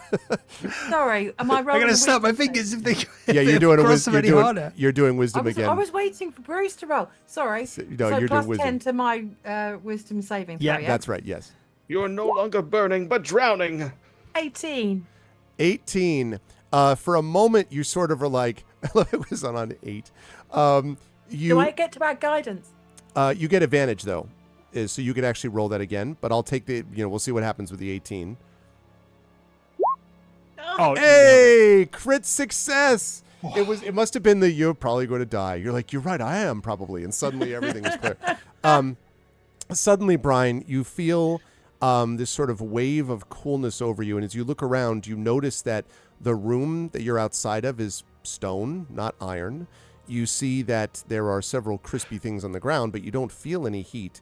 And only Morthwill still seems to be kind of like rubbing the sweat from his brow as he makes his way down the southern hallway there. And then there's a smash, and you see that your statue is broken through the other side here as well. Wait. What? Where did the heat go? It was inside you all along. Silver just sort of steps up to Brian. He's like, "It's okay. It's all right. It wasn't real. None of it was real." I'll give Morthwill another wisdom saving throw since we had another one of his companions. Just I do not know what you're all blabbering about. It's clearly hot. It's cooler over here. Why didn't you all just come down here? It's like magic, but the opposite of magic. It's like the magic got turned off. I mean, it's really cool in here now. Yeah, I don't know what happened to make that gas burst into flames. And Silver points towards the remains of the gas and the bit of bread that was toasted. But however that illusion was broken, like, I've never known magic to sort of make you believe you're on fire. Do you know what I mean? thank you to Mr. Void Dragon for the $10 donation. Thank you, Mr. Void Dragon. $1,535.35 now. Wonderful stuff. I While that's mean, what's going on, Morthwell will be searching up to the bottom of this corridor for traps. Okay. Make another investigation check for me, please. Okay. Where are we? There we are. 18. Yeah, you don't think so, although as you sort of poke ahead, there's certainly nothing down below, but there is something a little weird about this door in the southern side. I'm going to open up like this much because the corridor extends off to the east here. Does he get advantage at all with Oceanus helping him out, like with the assist? I'll give you a +2. I don't think Oceanus is particularly, Not particularly. trap He's trying his specialized or best. whatever. Come But, on. like during my time as a seal, I've often tried determining pit traps. Very in dungeons. intelligent. But yes, no, I would allow that as a +2.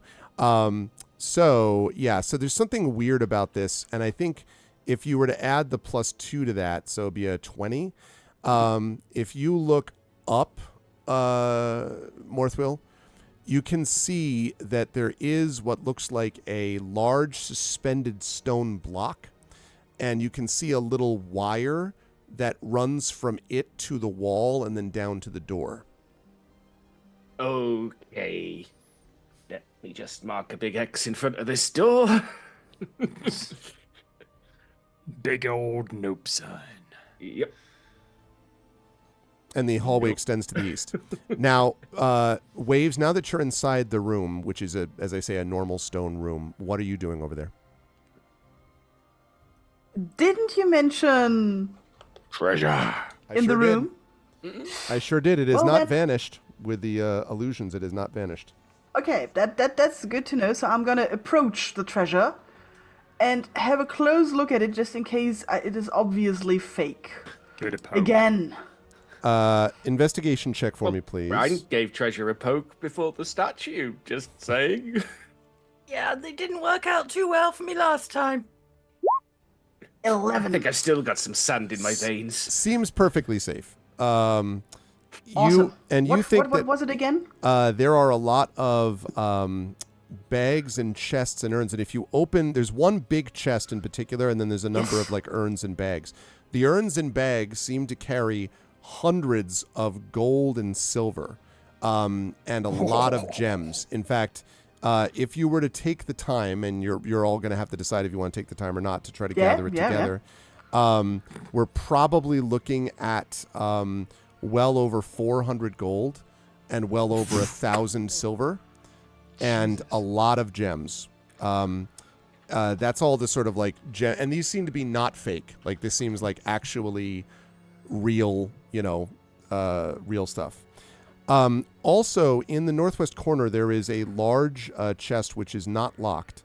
And when you open that up, you see there are these 5 bolts of silk, like, basically large folded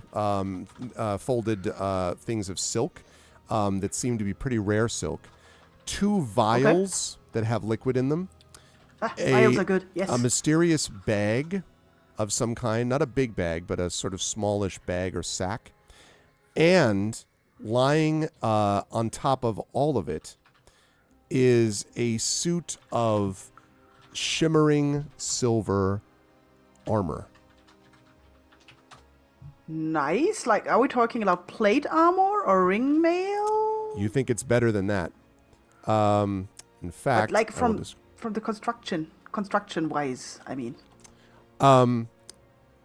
It would look like basically, it looks like sort of like originally like a chain shirt, except that as you look at the chain and you pick it up, it's extraordinarily light.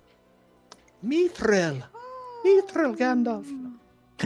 Yeah, you think it's Nice. probably mithril armor, which is Damn. yeah.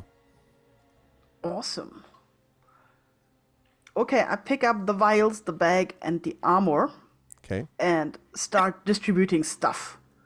Gonna Okay. bring the armor to Brian because I know somebody who could raise their AC a little bit, and just shove it into her hands.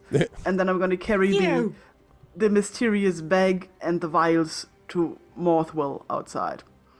Okay. How are you all getting used to that heat? I mean, I can feel it from here, and you're walking around like it's nothing up there. It's not real. What do you mean it's not real? Right. It's I can not feel real. it. Think real hard. It's not real. I think I'm inclined to give you another wisdom saving throw at the fact that you see treasure being brought out from the room without people that are dead. Yeah, they're not on fire. I keep giving options where you're like, I think. 17. Hey, let's I've see. got no modifiers. Oh, you have It's no just a modifiers? Yeah, it's just a straight D20. I don't suppose Green would provide any guidance to more yeah.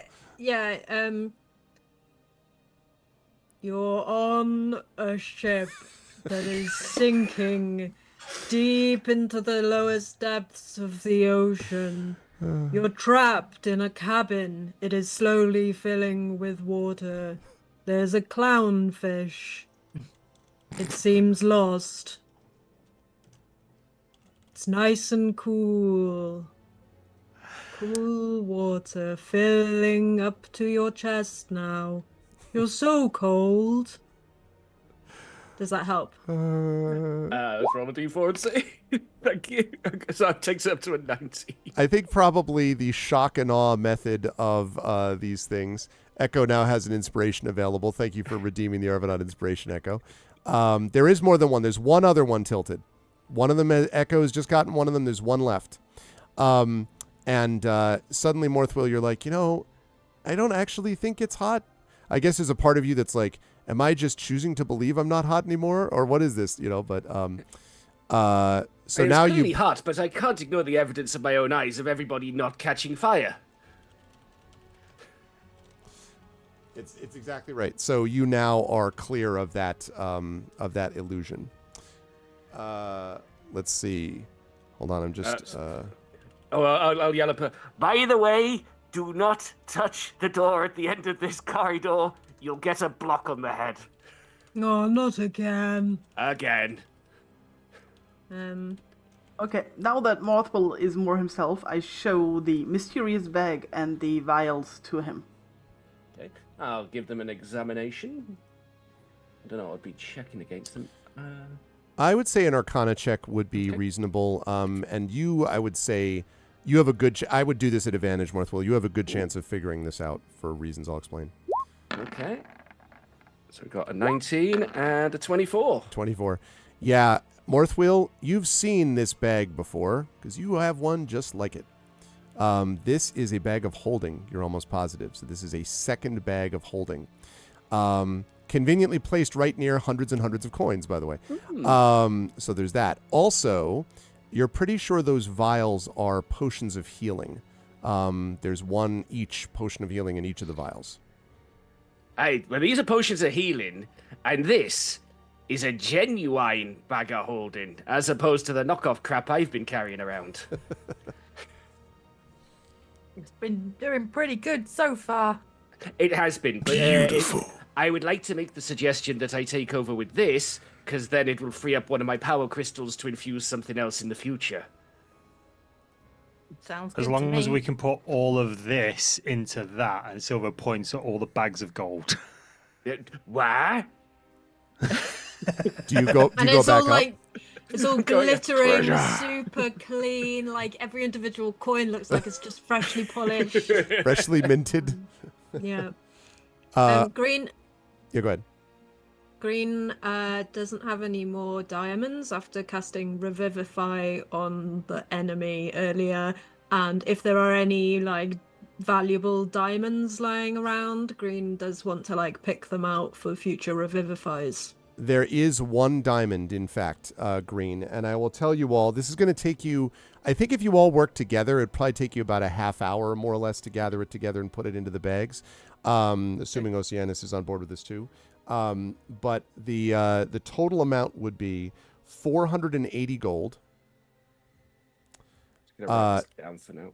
1,200 silver, and you think once you take that diamond, in addition to that diamond, there's another few hundred gold worth, maybe 500 gold worth of gems and jewelry that are in the urns. And the sort of the 5 bolts, those wrapped cardboard containers of silk, not cardboard, but of wood containers of silk, those look like they're also pretty valuable. Might be kind of hard to fit them into the bag of holding, though, because they're kind of fairly big and bulky. But you could, take them with you separately or leave them. But there's a lot of treasure in this room. Apparently, this is the treasure that there were rumors about, allegedly. I'd like to put on my mithril chainmail. Yes, so let's talk about that. Now the mimic is revealed. Yeah, exactly. You were destroyed. No. It's so shiny, but not in the scary rooms on fire shiny kind It's just of because way. you believe it's shiny. We've learned this.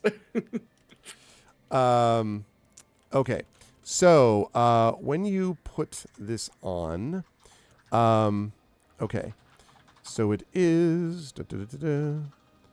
All right, first of all, it is going to give you sort of a chainmail AC, which is a 16. Which I was already on. Right, but do you have any dexterity bonuses? I have Yeah, my dex is 14, so 2. Right. So that AC is functionally 18 because this, unlike normal armor of its type, does not impose any dexterity penalties.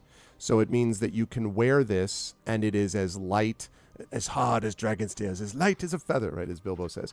So it's AC 18 for you, and you do not get disadvantage on stealth checks or acrobatics checks or anything that might have happened from having this armor before. That's how light it is.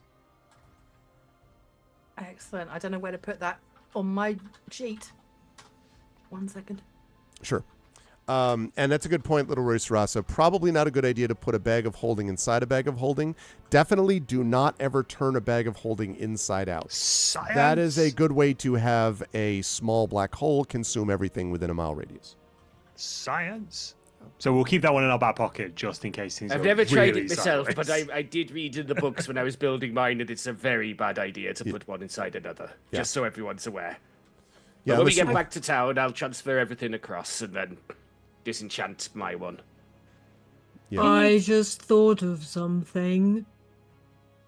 You know those friends we met who are mercenaries?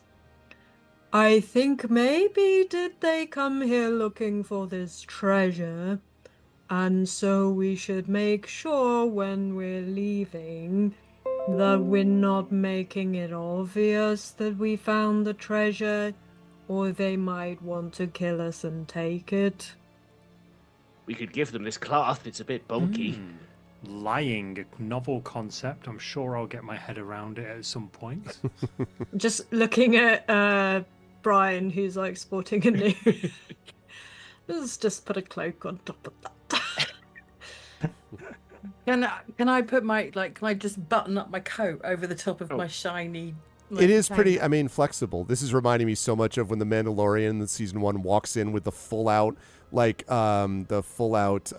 Beskar armor. So he's just like, and everyone in the seedy bar is looking at him as he's walking in, like just strutting his stuff. And the guy's like, "You sure you're okay showing that?" to everybody. So that's very much that. Yes, you can put the cloak over it and would not be able to notice because of its sort of flexibility and lightness. Yeah. Could you Sorry, it just was remind 5 me healing potions as well, wasn't it? A total of 2, with 2 healing potions. Two Yeah. heal. Oh, I thought you said one each. No, not one for each of you. Sorry, I meant each of the potions is a healing potion. Right. Sorry. Oh, Right. got it. Okay, update that. Cheers. Brian, what were you asking? Could you reiterate for me again what the because I've got the +2, so I've got my AC at 18 now. Yep. What are the other effects, so I don't get any penalties for any dex checks? Correct.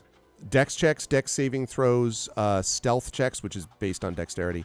Anything that you would have gotten penalties for before because you were wearing kind of the equivalent of heavy armor is what this would normally be. But it's not heavy because it's mithril. And so it really is an AC 16, but because your dexterity gives you +2, you're able to benefit from it because this is so light. Okay, perfect. Thank you. Mm-hmm. Okay, what does the party want to do? I'm admiring my shiny new armor. It is very shiny. Mithril, Have we- that's a fine find. I love it. Come here, I'm going to go up to Green and say, "Look how clean it is."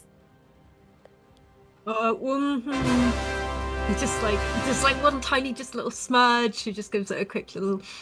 Yes, very clean. After he's just like brushing it off. Thank you for the... Oh, I almost got this wrong. Saber, thank you so much for... There was a $10 and I think 6 cent... It brought 66. 66. 1066. 1066. Hey. I see what you did there. So we're up to History donation. 1546.01. I love it. 1066. Thank you, Saber, so much. That's awesome.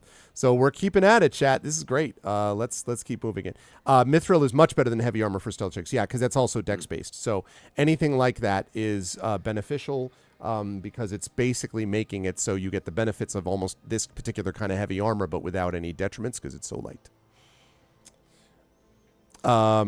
Great stuff. So yeah. So sorry. Green was about to say something, and then there was a big burp in my ear. I think Green said. If Green said something, I've forgotten it. Okay, that's fine. All right. So, party, what would you like to do? Is that everything out of the room? I do feel like I owe everyone an apology for insisting we come down here, because it seems like a pretty bad... Well, up until this room, it seemed like a pretty bad idea, but maybe this paid off that. Silver's just got 2 bags of gold and gems on his shoulders. Like, I don't know, man. This is like it's worked out pretty well for me. He just hooks them into the bag of holding. Hey, that's fair. Makes up for being bitten by vampire statues. I don't know about if falling in acid's paid off for that, though. He says, looking nervously at Green. Don't remind me. I won't. I'm sorry. Waves looks pretty content and says, Beautiful treasure. As you said that, by the way, Wave says, "Ba-ba," because we got a $9.50 donation from Cubics. Thank you, Cubics. That brings us up to $15.55.51. What a great year. $15.55.51. Ooh, that's a palindrome, isn't it? It is Yep, a it sure palindrome. is. 15.55.51. nom, nom, nom, nom. 15.55.51. Palindrome provides a sense of order. So much order. Just saying. Yeah, I'd go Team Balance for that one. Yeah, for Team the Balance. I guess that's palindrome. true. Team balance. That's true that Team Balance has entered the chat, haven't they? It really is like order, chaos, and balance is like we're looking at. This is the year of the third faction. Yeah, exactly. The third faction has arrived. But Palindrome is next level. That's true. Thank you very much, Cubics. All right. So you're all sitting looking at each other having retrieved this treasure. Like, do we need to go further in, or are we good? I mean, I'm happy with the treasure, but it wasn't why I thought we should come down here. What are we actually looking for? We're looking for Well, this is supposed to be information. the hideout of, what was his name again? Ozymandias. Okay. So we're We looking were for, trying like, to... We're trying to find something concrete, not just this person says that person says that this person was up to something, which is all we've been dealing with so far. Okay, fair enough. I just didn't want to go back to the council again and go, well, we were told this by this untrustworthy person. It's like, if we actually had, like, a note that is like, my evil plans or something, you know, that's something we could work with. Yeah. That would be useful. Question. I think I asked this before, but it's just sprung into my mind. And just in case I thought I'd asked it and I hadn't. Okay. With the creatures that I'm controlling, can I ask one of them to show us the direction that Ozymandias walked in? You can. You may not. They may not be able to understand or like that may be overcomplicated for them. You know, because they can obey sort of simple understandings of your will, like break that down or attack that thing or don't attack this thing. Whether they'd be like, do exactly what Ozymandias used to do, you know, like you're not 100% sure, but you could try. I'm going to ask just one. I'm going to ask this floaty phantasm thing. Floaty boy. I'm also going to make sure that I bring all of the ones along, and I'm just going to ask, can you show me the direction that Ozymandias walked when he came down here? Okay. And you're asking which of the creatures, all of them, or one in particular? No, just one in particular. Okay. So this one goes, and it comes in here. I think we got that fixed. Yeah. Comes in here and then stops. Okay. It worked. Apparently, he came into this room in particular. That is where he keeps his treasure. Yeah, it doesn't necessarily mean that the details of the end game plan is in here, but it might be worth an extra search around this room. So that's what I'm going to do. I'm going to bring the creatures, all of the creatures, with me into this room. We could check the walls. I mean, we did find a secret door to get to where we've just got to here, so it's plausible. So yeah, I'm going to bring all the creatures with me. I'm going to go into the room, near where the phantasm is, and then I'm gonna like methodically search the floor, walls, I'll start tapping on the walls then. pillars. I'll go the other side and start tapping as well. Okay. I ain't touching a thing. Everybody that's not green. Oceanus, are you also going to tap, or are you not tapping? For what it's worth, Oceanus will try tapping, but actually, Oceanus wants to tap in this hallway again. Now Okay. that there isn't the threat of his good little friend dying. Waves, what about you? I'll stay with Oceanus just in case that the creatures out there or somebody else freaks out. Okay. All right. Well, then everybody, not Waves because she's watching over Oceanus, and not green because of reasons previously stated. Everybody else make an investigation check for me, please. Okay. 18. 19. 16, 19. 12. 12, okay. I take that personally.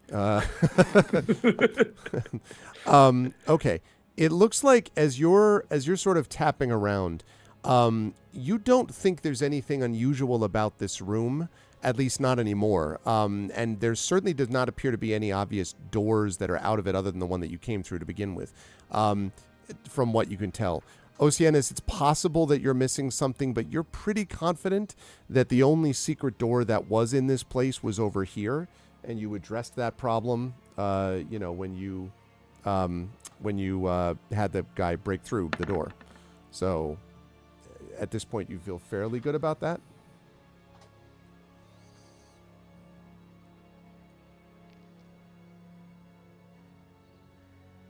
So yeah, I think this might be a dead end. I think he just came here because this is where Ozymandias came to go, oh my god, look at all this gold I have. Maybe. Can I check the pillar? Look on my works, mighty. exactly. Just Scrooge McDuck through his gold. I like the reference, Lance. Would you not, Silvo? Oh no, absolutely. That's the plan. Is the minute we get back and it's safe. You're gonna lay it all out on the floor and just. Oh yeah, just look, a gem angel. So this pillar specifically? Yeah. Okay. I would like you to make an investigation check for me. I'm going to give you +3, and I'll explain why, depending on how the investigation check goes. 13. So as you're looking around the bottom of this pillar, which does seem like a normal stone pillar, you can see a lot of marks on it as you get down lower, and scrapes. And as you look around, you can see a couple of what look like maybe holes that were riveted into it. If you, pins that have been riveted into it. If you had to guess, you think that it's possible that people were brought here, or something, creatures, were brought here and then possibly chained, because you see scratch marks and scrape marks and so on all along the bottom of the pillar. And it occurs to you, Silvo, that possibly what happened is that if it had as powerful effect as it did on all of you, it could have been a situation of bringing someone into this room, tying them up to or chaining them to the pillar, and then having them believe they are roasting to death, and that's what happened because they believed it. There's a moment where Silvo's sort of crouched on the floor looking at this, and he sort of stands up and goes, oh, and he goes really pale, and then just like, I think I need to leave. And he starts walking towards the door. What's up? I think this is where they brought creatures to incinerate them. There's like pins in the bottom of one of those pillars, and it looks like things might have been chained to it at some point. Oh man. And he just walks out. Oh.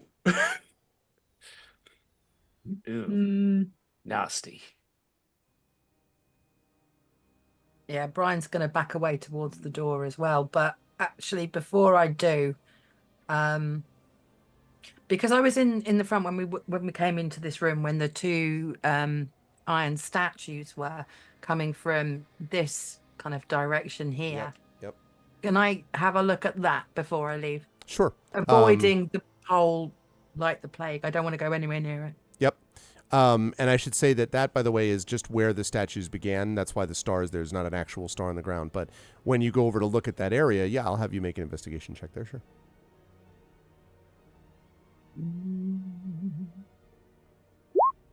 11. Yeah, it may just have been where they were standing. You don't sense any like greater degree of, magic or anything else that seems to be centered at this spot. It might have been that's just where they were standing to begin with. I'm kind of like, okay, yeah, nothing here. And then I'm going to make my way back out towards the door. Brian, Go ahead. Yes, Green. can you ask our friends if they were created in this room? I'm going to say to the phantasm that responded to me before and ask it to walk backwards if they were created in this room. Or float backwards if they were created in this room. So there's a long pause, and then... And stop. Floats backwards.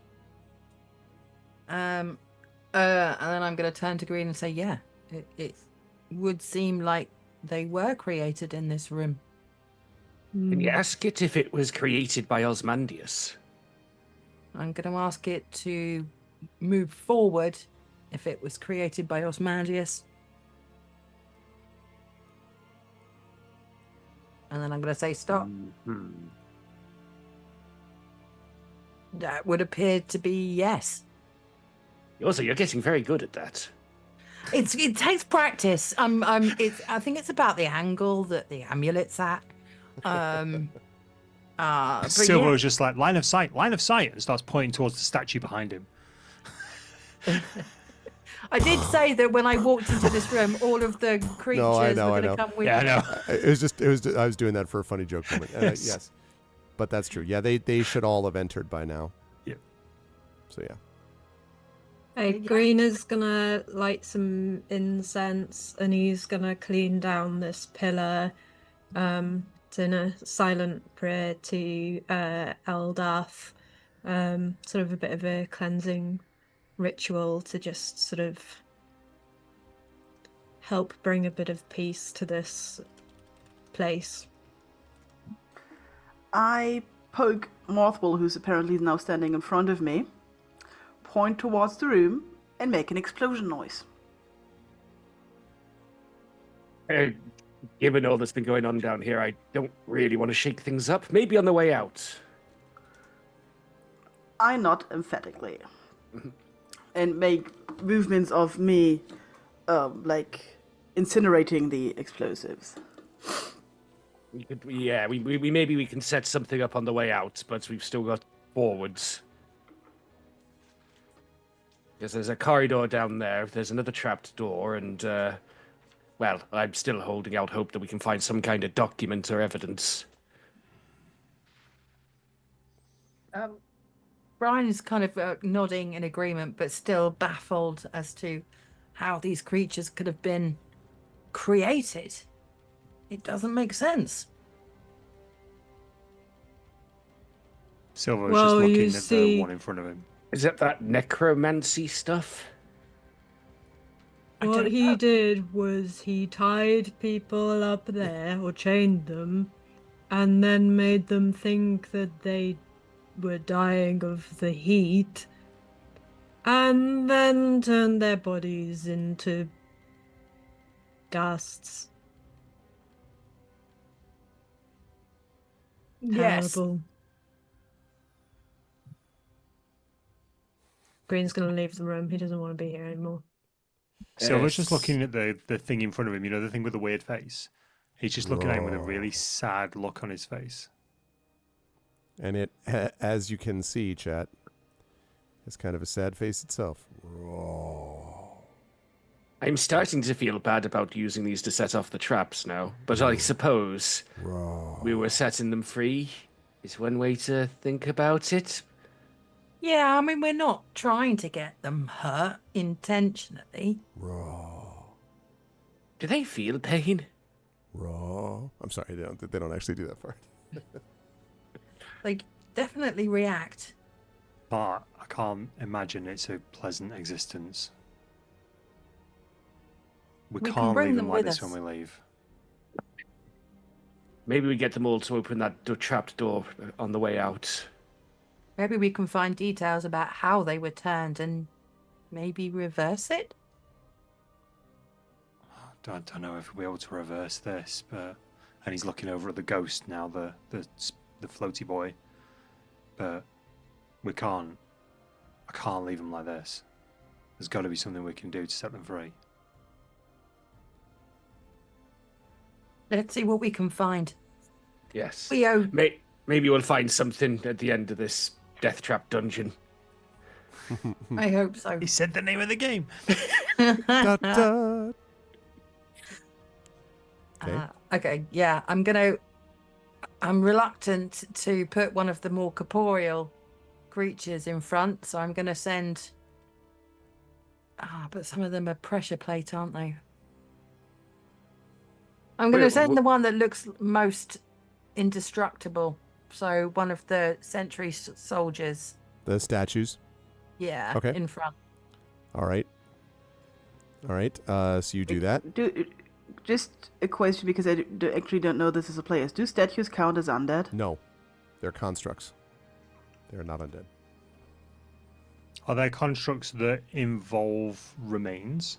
Depends on the construct. This is an unusual statue, but unless it's a entirely different, process of, tainted magic, you don't think so. It's essentially an iron golem, which can be created, although it's a very sophisticated one. Yeah, I'm gonna Way go beyond something find... I could make. Say that again, Morthwill? I was just saying they're way beyond something I could make. Yeah, I don't think they're made naturally. And then I'm going to get the other creatures to follow on behind, but still staying within line of sight to me. Okay. Right, I'm gonna, let's see, put this guy here, and this guy here, and this guy here. Let me move this guy up here, and then this guy here. I'm going to very clearly say, do not touch that door. Do not touch the door. And they, okay. Now you're moving them down the hallway. Yes. Yeah, we're good down to the door. I haven't checked beyond the corner. Okay, I just am putting them just right here, Morthville. Guess I'll go here. Okay. You just Are we all grouping up at the corner? Yeah. Quick question. This door was opened, wasn't it? It is. It's now smashed open. Sweet. Yeah. Sweet. Excellent. Because I was gonna, while we're all grouped up here within 10 feet, then I'll fire off another shield toad. Yes, I feel like some people got set on fire a little bit, or thought they were on fire a little bit. I have a question.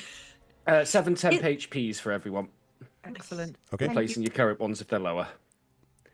Is it still dark? Like, as in, am I still needing to have, like, light? Same. Be using light? Yes, same lighting situation as you had before, Okay. yes. So people are aware. I'm trying to lit up symbol of Eldath or something. Nice. I do have torches if need be as well. Okay. So, all right, you come to that side of the to that corner and then turn, basically, and you can. It sounds like you want to head east there, Morthville.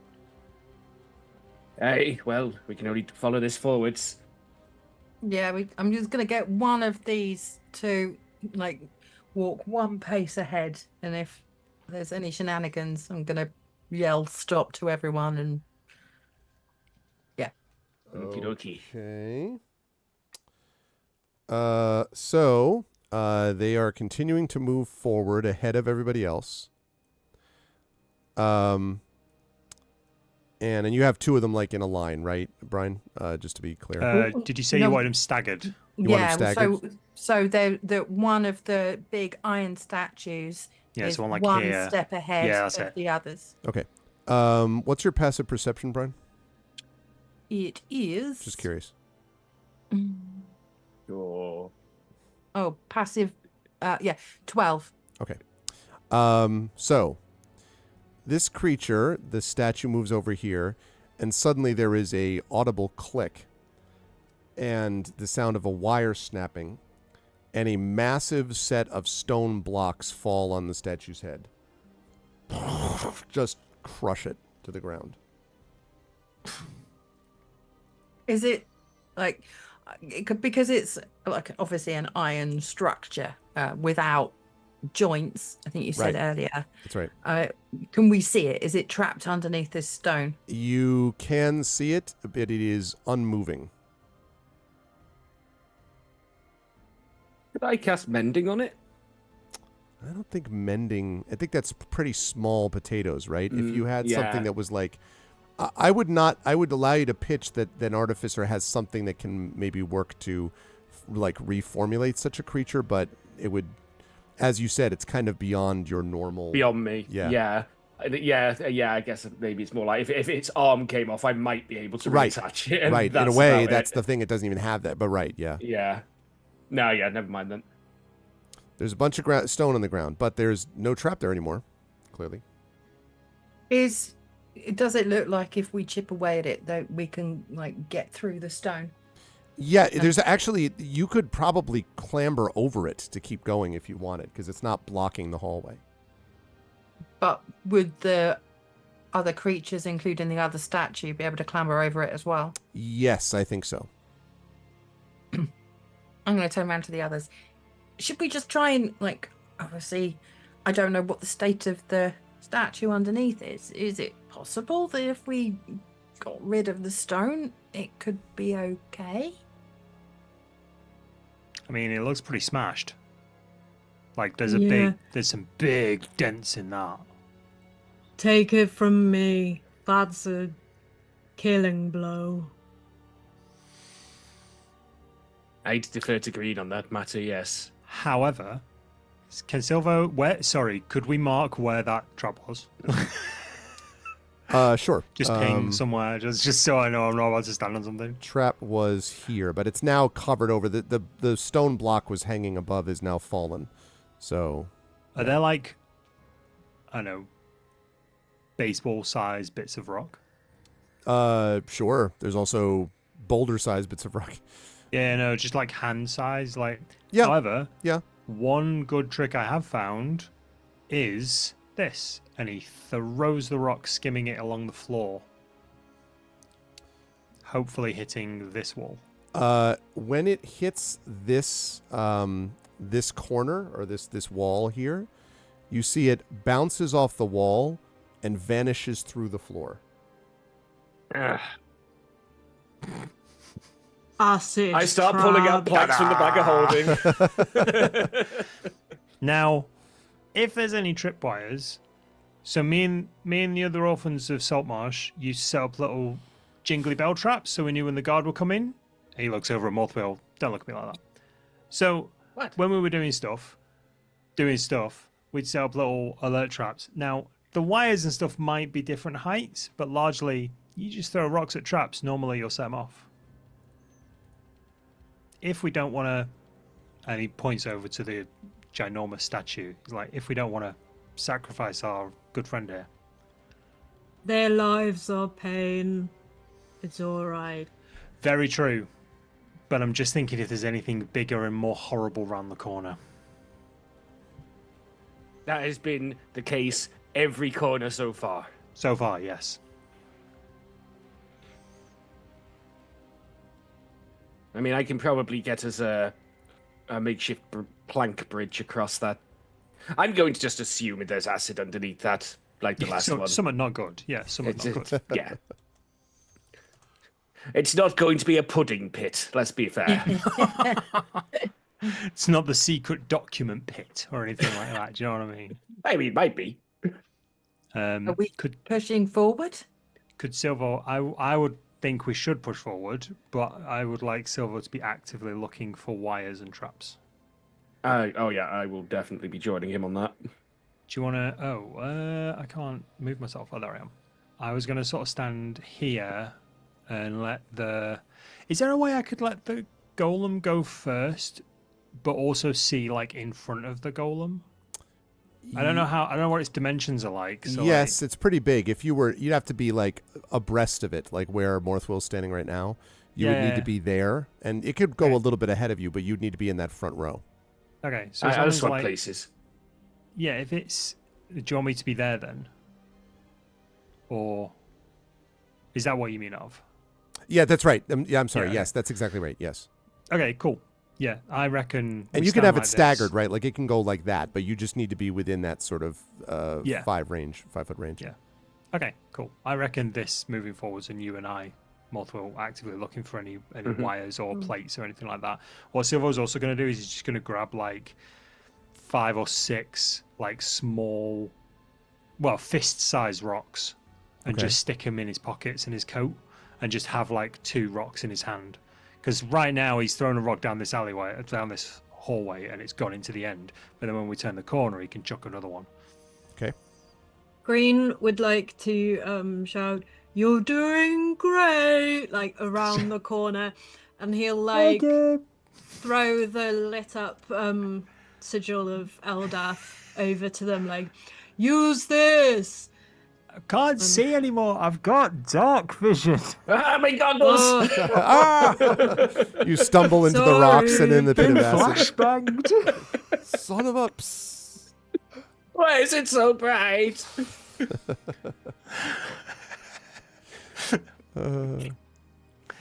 How do you know the player's got dark vision? Oh, they'll tell you. Hey, I think I was very reserved up until this point. I haven't pointed it out. Up until being blinded by a holy symbol. You got a migraine from screaming bride. You've been blinded by green. Blinded by faith. Totally. All right, so you're going to this corner then, and using the planks to cross. About here, about here. Then get Morthwood set up a thingy. Okay. So actively looking for tripwires and stuff as we do this. I'm backing him up with that as best I can from the position behind him. Okay. And I'm setting up a crossing guard over the stone. Obviously keeping everyone in line of sight and stuff. Yeah, and I'll nail a few planks together and then lay them across the pit. Okay. Much like we did when we had to recover green. Okay. And then you're gathering up Oceanus and Waves and Green. You're all sort of following behind roughly where I see your tokens. Mm-hmm. I'm always staying one corner behind. Okay. One corner There were behind. ballistas earlier. I've learned my lesson. Yeah. Uh, I'm assuming we're playing Barony here. And like, Kinda. Yeah. Okay. So let me have everyone, or the two front ones here. He's gonna go here, and so you're gonna be up there, Silvo. Next one. Silvo, I need a what is your passive perception? Oh, good. Passive perception 11. Okay. I need you to make an investigation check for me because you have been checking actively for stuff. 12. Perfectly safe. Excellent. Can I throw another rock? You can, yes. Cool. I wing another rock. I'm trying to skim it across the floor so it gets like floor level wires and pressure plates. It might skitter. Be aware it might skitter underneath tripwires, though, if there are any there. Just be aware of that. Yep, that's fine. But it skitters all the way down to, I don't know how far you're chucking it, but that's a good 45, 50 I feet. would reckon it'll probably go to about here-ish, I reckon. Okay. So nothing seems to happen there. And this guy... Like I said, I'm either checking for traps myself or I'm assisting Silver, which however you want to. So make an investigation check for me, please. Yeah, make an investigation check for me, please. Okay. Oh wow. Perfectly safe. Yep. As he steps forward, a tripwire that the scone skittered underneath, a bunch of stone blocks rain down, crushing the statue beneath them. But the stones are on the ground, but there's no, there's no, it's not, you can see nothing above any further than that.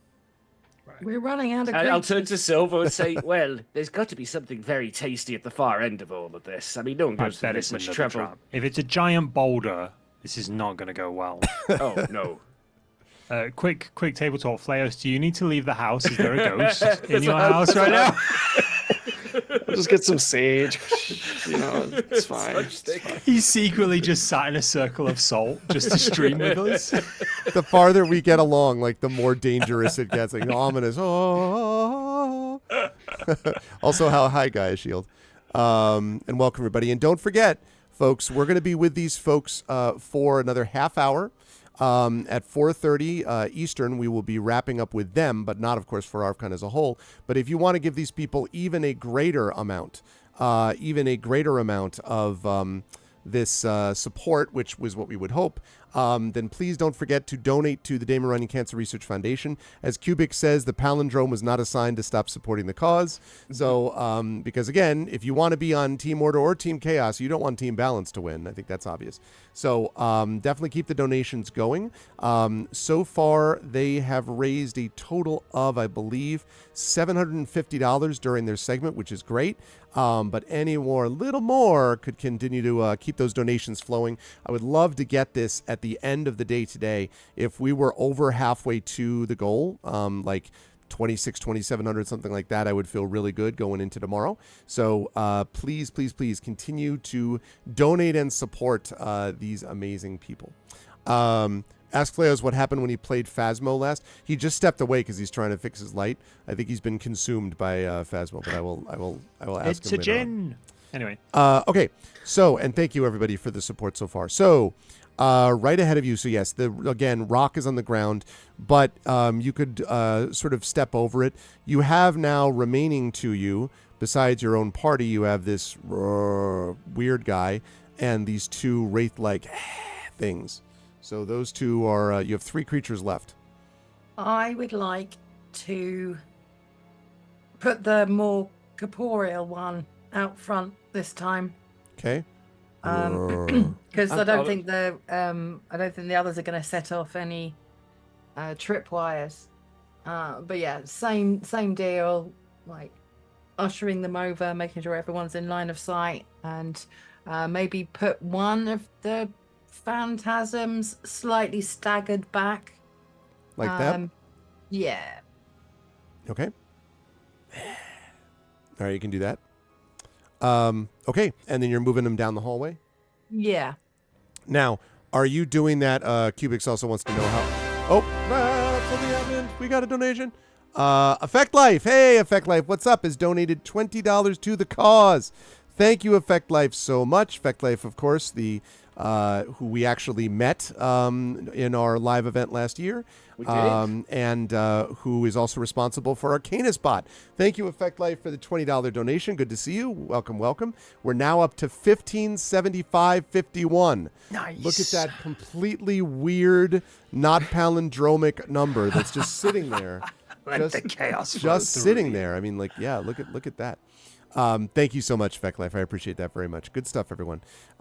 You've been lurking while you were configuring a PC. Very nice, very nice. Thank you so much for the support. I appreciate it. Okay, so let me see. Staggered, blah, blah, blah. Going ahead. Yes. Silvo, are you moving these two? So Brian is moving these two ahead. Are you doing the thing where you're right next to them again and looking ahead while that's happening? I'm going to be here. Okay. I'm just going to be like almost like crouch walking along the floor near the bony dude. Okay. Cool. I'm kind of pulling Silvo back slightly just so he's not right next to the potential. Yeah, there's a few feet between me and him. It's not, I wouldn't say it's like a full 5 or 10 feet, but like if something were to suddenly drop, I'd like to think I'd have a second's reaction just to sort of like lean backwards out of the way and roll backwards. Okay. That sounds good. Okay, so they proceed forward. Let's see. They proceed forward with you, so you can move yours up as they're going. Nope. At what point, Silva, you're just checking ahead all the time? Yeah, Are you pretty throwing much. rocks So, all the time, or what are you? I would say every 10 feet or so, I'm rolling rocks down the corridor. Okay. So I'm probably got 1 or 2 rocks left. Okay. Or the rock I threw earlier that didn't set anything off, I'll also pick that one up. So. Okay. So the last one bounces off a door that's at the end of the corridor here. And then I guess make you said your passive perception is 12, so make an investigation check for me as well as you're proceeding along. 7. Perfectly safe. Yep, fantastic. This trap finding's really easy. Yeah, no, I mean it's no problem. Sorry, I moved you by accident. You don't have to be there if you don't want to, but he is moving ahead. Okay. Can I be also hyper vigilant about, because I'm now knowing that these creatures were created by Osmandius. I feel quite responsible for their safety now as well. So can I also be keeping an eye out for any tripwires or traps Sure. or falling things or like slightly precarious stones in the ceiling and things? I will let you make a investigation check then, because we'll say that you're close to where Silvo is.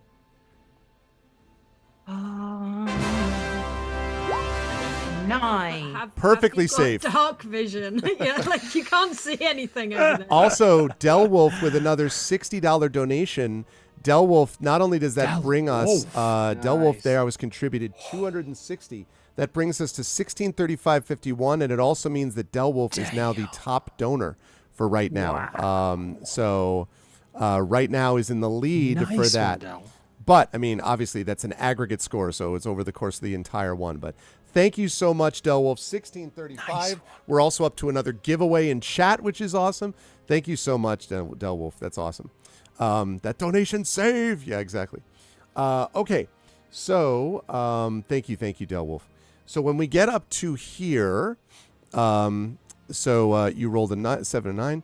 So he steps on here, and suddenly collapsing below his weight. This is not an illusion. This is a physical thing.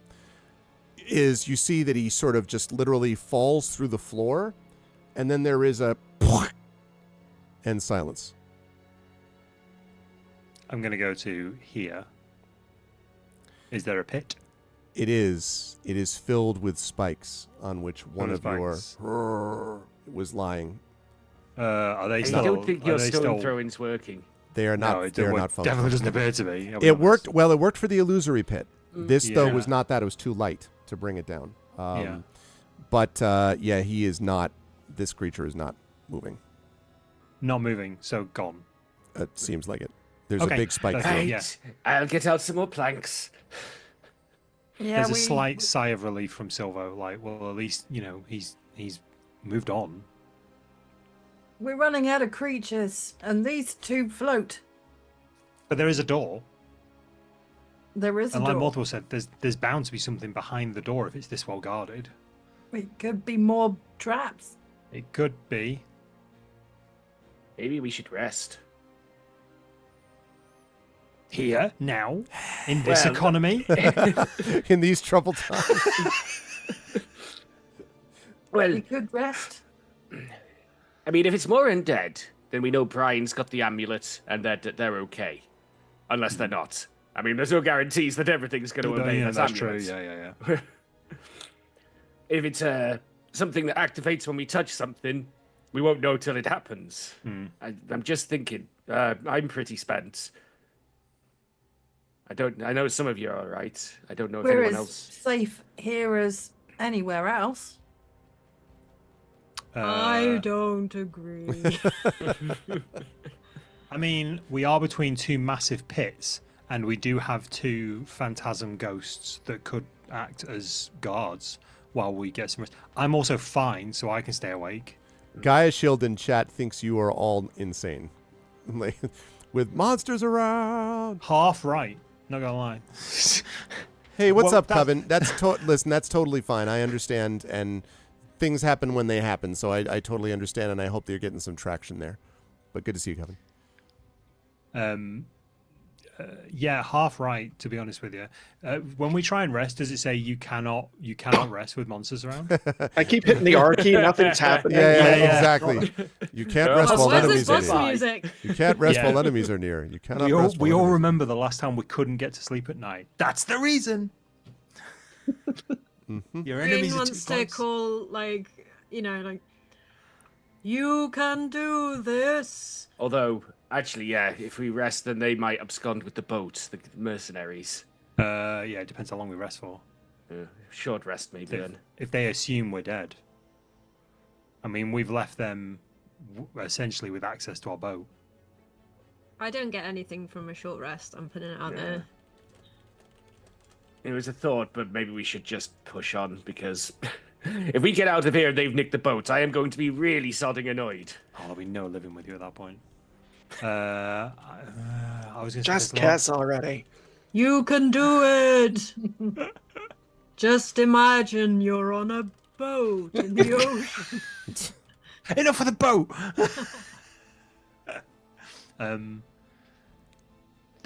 Brian, do these things go through walls or doors? I don't know. I don't think I've tried.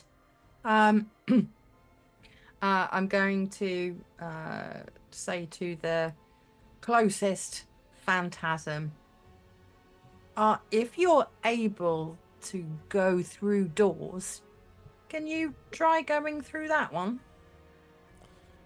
And the creature sort of, and it floats forward, floats through the door, comes back out. Is there danger behind that door? It looks at you. If there's danger behind that door, walk towards the door. So the creature sort of drifts sideways, like it's confused. I think Is maybe there it's another concept of creature danger. behind the door? If there is, walk towards the door. It doesn't move. Is there a giant crossbow behind the door? Oh no! Wait, I asked that question. If there's a giant crossbow behind the door, walk towards the door. Ah, it worked. I'm out. We're leaving.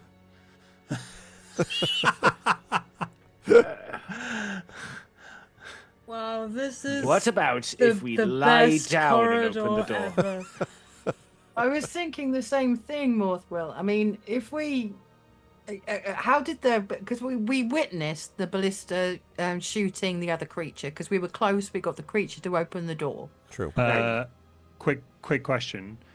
We don't know, or quick observation, we don't know which direction the ballista's pointing at. I'm looking at the ballistas you guys experienced earlier, and they're on a diagonal. We don't know if that one's pointing straight down this hallway. That is true. It could well be. I would like to check here on the walls to see if there's any secret doors at that point. It's Okay. like- Go ahead and make an investigation check for me, please. 16. Okay. Does not look like there are any secret doors or anything like that, from what you can tell. I mean, Oh, if this is the only way. Forgive through. me for forgetting, but did we investigate that door? No. Which door? This one. Oh, right, yeah. No. There might be another way round. I think we got preoccupied by the fact we found the secret door, so it's like, it has to be this way. Yeah. Secret door, and then And you found treasure that statues way. and treasure. So, you know. That's called positive reinforcement, despite yeah, the fact that it tried to set us on absolutely. fire a bit. Are you suggesting that just because you're in a maze that looks vaguely like a rat maze, that you're all slightly driven by? I don't know what you mean. Like, there's a There's bar cheese by in this. here somewhere, I was gonna say damn it. there's a bar by the side of the door. Why don't you pull that bar? Who up? Let's see moved what my happens. cheese? I do want to say, like, whoever designed this, like, not just in game but out of game, like, there's a human who lives out there on this planet right now who designed this. That Yeah, they're you not get well. trapped inside there, and it's getting hotter and hotter and hotter. Forces you down this corridor full of traps that ends in a trap. That's just evil. That's just. Remember, this one is updated from the. This is a mid-'80s module when D&D was first and second edition, and That makes Gary it weird. Gygax was a bastard. Like Tomb of Horrors. Tomb of Horrors was designed by Gary Gygax to kill his players because he was sick of them like figuring out ways to OP through him. So it's like Tomb of Horrors. If you think this is bad, Tomb of Horrors is a nightmare. Like it's just so yeah. It was a different time. I agree with you. I read that module out of curiosity, and oh boy. Yeah. I think D&D, with all respect to the founder of the hobby, I think it has evolved in a positive direction. But in this case, there are other reasons that they may have placed it that way. But yes, if evil is the sensation, would not disagree. Yeah, no, absolutely. It used to basically feel like Dark Souls, the tabletop roleplay game. Yep. Like every corner was an unforgivable moment. Yep. I mean, I could open this at range. I think, can Mage Hand open doors? Oh. If they're not locked, theoretically, yes. If they're not locked, theoretically. But I am worried that if there's a ballista, well, we assume there's a ballista in there. If it fires, it's going to fire straight down. I'm a little worried that there's a lot of, corporeal things in the way. Then again, if we all... Wait, how high... I didn't see the others go off. How high were the other ballistas? Did anybody get a good look? We were right next to them, so we would have seen. Yeah, I looked through the door to see if there was anything else in there. Are they like waist height? Do we think? I didn't I actually think ask. they were like chest heights on the big skeletons. Yeah, that was cool. right. Yeah. Okay. So yeah, we could all lie on the floor for a second. I could open the door, and if it fires off, then it will just go into the wall. Could we not just go round the corner back there? I don't know how far I can reach. How far does Mage Hand reach? Yeah, that wasn't even in character. I genuinely don't know how far it can reach. There's like about 30 feet. Yeah, and this is about 65 Are foot these corridor. 10 squares? 5 foot. They're 5 foot I mean, squares. I'm pretty slim. Do you know what I mean? I could squash on the floor. That's not a problem. Could you squash on the floor behind the massive stone slab that fell? That's Or a good down shout. in That's the a little spike more than pit. 30. I did think That's- about that. But what if the thing hits the stone slab and then squashes me with the stone slab? I'm pretty certain if those that I think I saw one of the skeletons. I think I saw one of them explode anyway. If they're tall skeletons and it was chest height on them, I think I'd be fine lay on the floor. Mr. Void Dragon says that's future use problem. Yeah, exactly. The problem is the All future dungeons becomes been the future present us. very fast these days, Yeah. Mr. Void. Yeah. That's Yep. the problem. It That's all dependent 5 on the minute speed time of a ballista. problem. Yeah. I was gonna say. Yeah. Yeah. Oh man. I reckon, Brian, Morthwell, I reckon you guys get around the corner. Please take your ghosts with you, otherwise they'll try and eat my face. And I'll Alright. try and open this door and squash myself on the floor. Worst case scenario, I could probably Just just realised lower myself carefully. Green Waves and Oceanus have been standing down here this whole time, so they probably have no idea what's been going on. Oh, it wasn't the whole time for Oceanus. Yeah, I You're saw that listening, token you are. bail. Yeah. Oceanus is like zip. Green has been here all along. He's like, "You've got this. You're doing so great." The minute that pit opened, Green was like, "I'm taking no more steps." So you want these back here, right, Brian? Oh, yeah. Back where I you. Yes, would. please. Okay.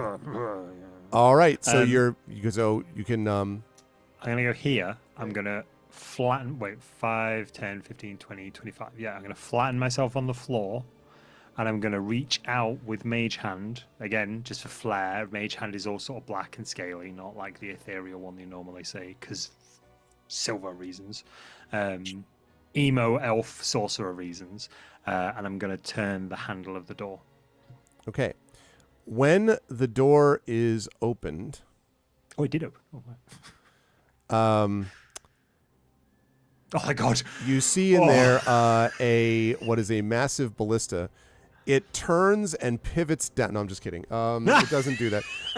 It just turns into a ballista. turns This into one has The walls open, revealing ballistas all down the corridor. revealing a column of ballistas that fire all along the floor. No, They all sound like the turrets from Portal. yeah, locked on target. There you Twang!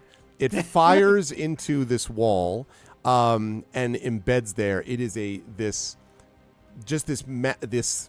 how do I say this?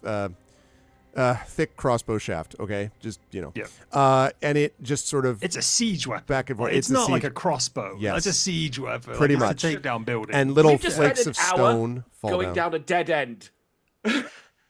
However, now we definitely know it's a dead end. Silvo gets himself up and comes back to the group. True, it could have been a literal dead end. So It could have been a literal dead end. I do want to note one thing, though, Morthwill, because actually, and you've all been sort of pointing to it, and this is important.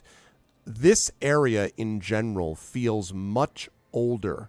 And it's certainly, I think I talked about this when you came in the first time, but just to reiterate, the construction is much older stone and much older manufacture than the upper portion of the Abbey, like the cellar and even like the first floor where the quarters of the different people live and all that. This area, once you got into this area, feels much older. I'm gonna shout to This feels like they built the Silvo. Abbey on top of Maybe it. we Right. can try and open this door in the same way. No! Do not touch that door. There's a wire and a block, and Green knows what happens next. But that's why we can open it in the same way. Yeah, if we're all out of the way, then surely like we know where the block's going to go, right? The block's going to go here. So if I stand over here and do it. Green, what was behind the door that dropped the block on your head? I opened the door, and behind it was just a stone wall. It was Oh. a door to nothing, and It's a then fake also I door. died. Mr. Void, science does not demand that they touch the door. that's not how science works. I mean, I guess it's going to be going back. If you really want to ask Silvo to use his magic hand to open that door as we're on our way back anyway. I mean, it's good practice. Can I'll be I? honest Well, I with you. can't argue with that. I'm just saying. Because Silvo's we just now- like, Silvo's still got his mage hand with him. He's like, I don't know how to turn this off. Because Sorry, we now Brian. know that the phantasms can go through doors.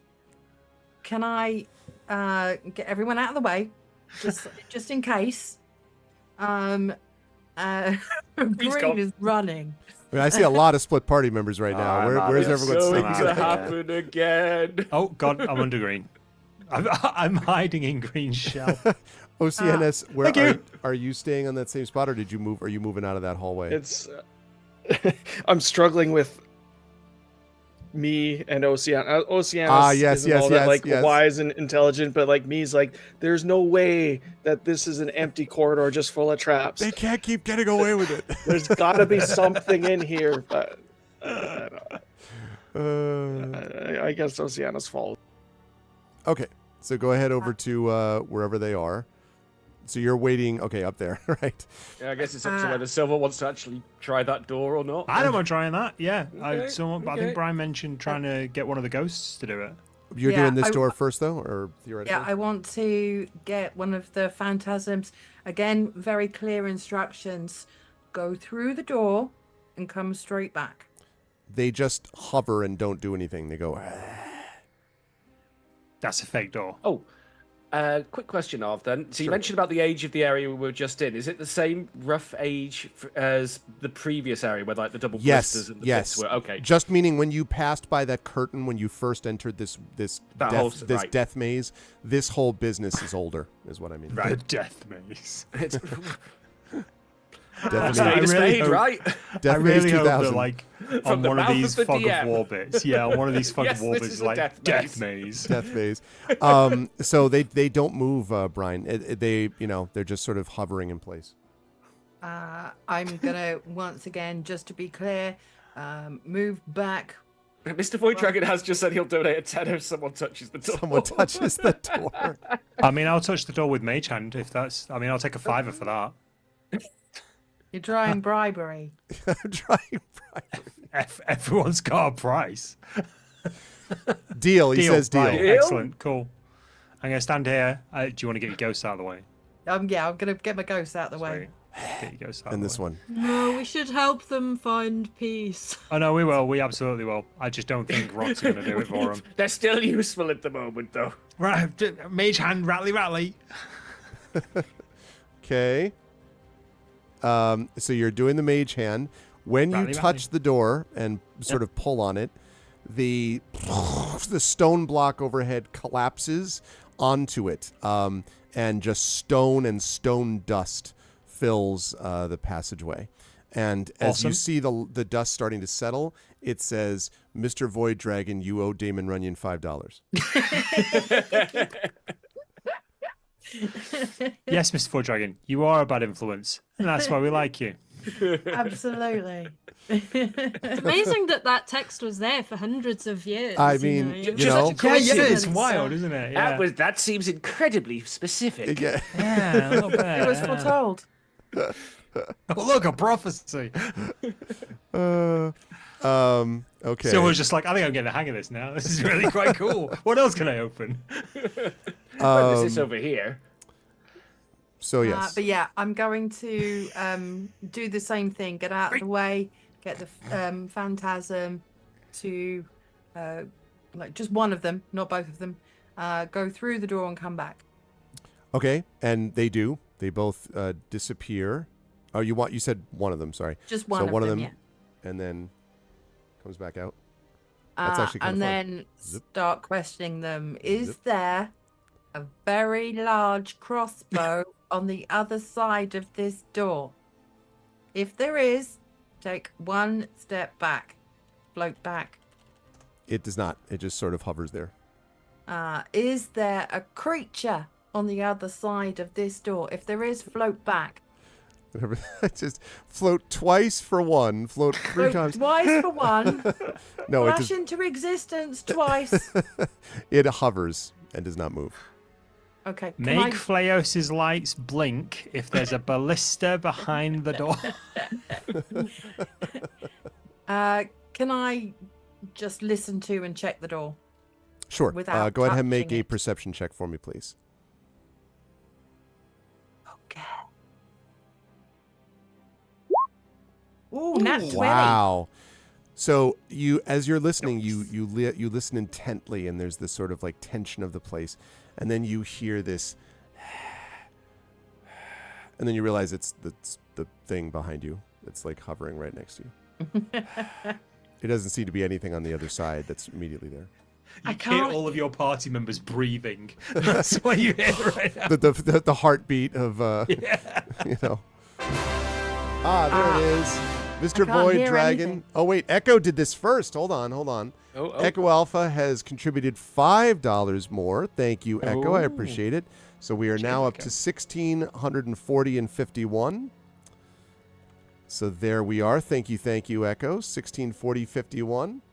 Okay. And so yes, you do not hear anything on the other side. Okay, should we? The Raider of all Raiders. I see it, Echo. Yeah. I'd still be more comfortable if I check it for traps as well, just to be on the safe side at this point. You do it. I'm not very good at the trap thing. Yeah. And there's Mr. definitely Void a Dragon with precedent. his 10. A person of your word, Void Dragon. Thank you. Thank you, 1650, Void. 51. And I like that he 51. wasn't trying to get anyone killed. He just wanted that door touched. Right. He's just like, I just want to know, you know. You're a curious sport, and that's why we like you. Should I do this on a per door basis? Like $5 per door entered? Like, you know, just. You could do. Death was optional. Yeah, everybody in chat, we are actually planning on not opening any doors but leaving, but you could change that. Exactly. Everything could change. Yeah. Perfectly Everything safe, is Northwell. now What? a charity $100 and I'll microtransaction. lick a door. You want us to I- open an unknown door? Oh my $5. God, You want us to $100 activate and a I'll trap? lick a door. $10. Exactly. Okay. If you want us to high five the door while singing, that'll be $50. $15. Exactly. Well, in fairness, Morthwell just crit failed, so he could possibly have fallen into the door. That's true. It's a perfectly normal door as far as I can see. Nothing obvious like there's been, so I'd still feel comfortable if he mage hands it now that we know that's a thing. Just his flowing black arm just goes towards the door. Okay. If I- you're going to $100 $100 to for lick the door. licking the door. Delwolf is USD 100 for you licking the door. Tempting. Hey, look. I mean, it would also give them an extra buffer. You've been extremely generous already, Delwolf. I hope it goes without saying that no one should donate anything that they cannot reasonably afford to do. I do want to make that very clear. There is a little bit of a gambling thing which plays into this for good causes, but I also don't want people to bankrupt themselves for that benefit. Yeah, exactly. I love that being bit of said- information from Geester as well. Just useless, but 2 ballistas is the same price as a Trident of Fish Command. That's right. Echo with another $5 donation. Echo Alpha, the equalizer, it says now. That's fair enough. So we are up to, what is this at? That is 1655.51, I believe is what we're at now. That's being said, Dell, if that's a genuine offer, Brian will lick the door. Oh, $6, sorry. 1656, beg your pardon. You have to be an adult about it today. No problem, Dell. And you've been very, very generous. So thank you Get so what I much. can afford already. Exactly. That's right. Exactly what Inanna said. Absolutely. Okay, so you've done the thing. You've listened to the stuff. Perfectly safe, allegedly. Are you folks going through? Are we going to try mage? The hand mage on, hand we? is making The its mage way hand over, it. I think. Yeah. Okay. I think I'd like to get the phantasms out of out of the way of the door, just in case something comes rolling through it. Okay. This Void Irony Dragon says style. a flag saying "twang" pops out when the door opens, and then a rock love lands on that. the I victim would with the words love "laugh this one off." Nice. That's funny. No, unfortunately, that does not happen. I was It's, about to say Discworld. unfortunately. Yeah. Yeah. Was it Laughing Lord Alright. Smintz's Laugh a Minute Dungeon? I think it was. Was it? So this opens to reveal this passageway, which Oh, my sort of cuts days. immediately to the south and then to the east again.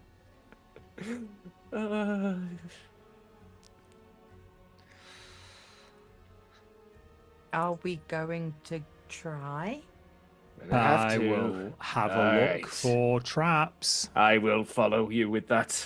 Silvo, use your rock. I Yeah, say in you- Elvish. Actually, yeah, no, I will bounce my rock down the corridor. It It's just finding the bounces. false floors. I'm going to pull out a plank so that I can push significantly harder than the rock has landed on. Hurry, Uh, hurry hard. Yeah, Sorry. I'm gonna go like that, Canadian. then hopefully like that with the rock. Okay. Yeah, just bounces and it just comes to a rest. Nothing happens. Just normal rock stuff. Yes. Cool. And would you like an investigation I roll would, for any please. traps? Yes, you would. Of course you would. I rolled a 9. It's Perfectly perfectly safe. safe. I moved to about here. All right. I need to get a shirt made saying "perfectly safe" with an investigation nat 1 Yeah. roll. Yeah. Nat 1 perfectly safe. Okay.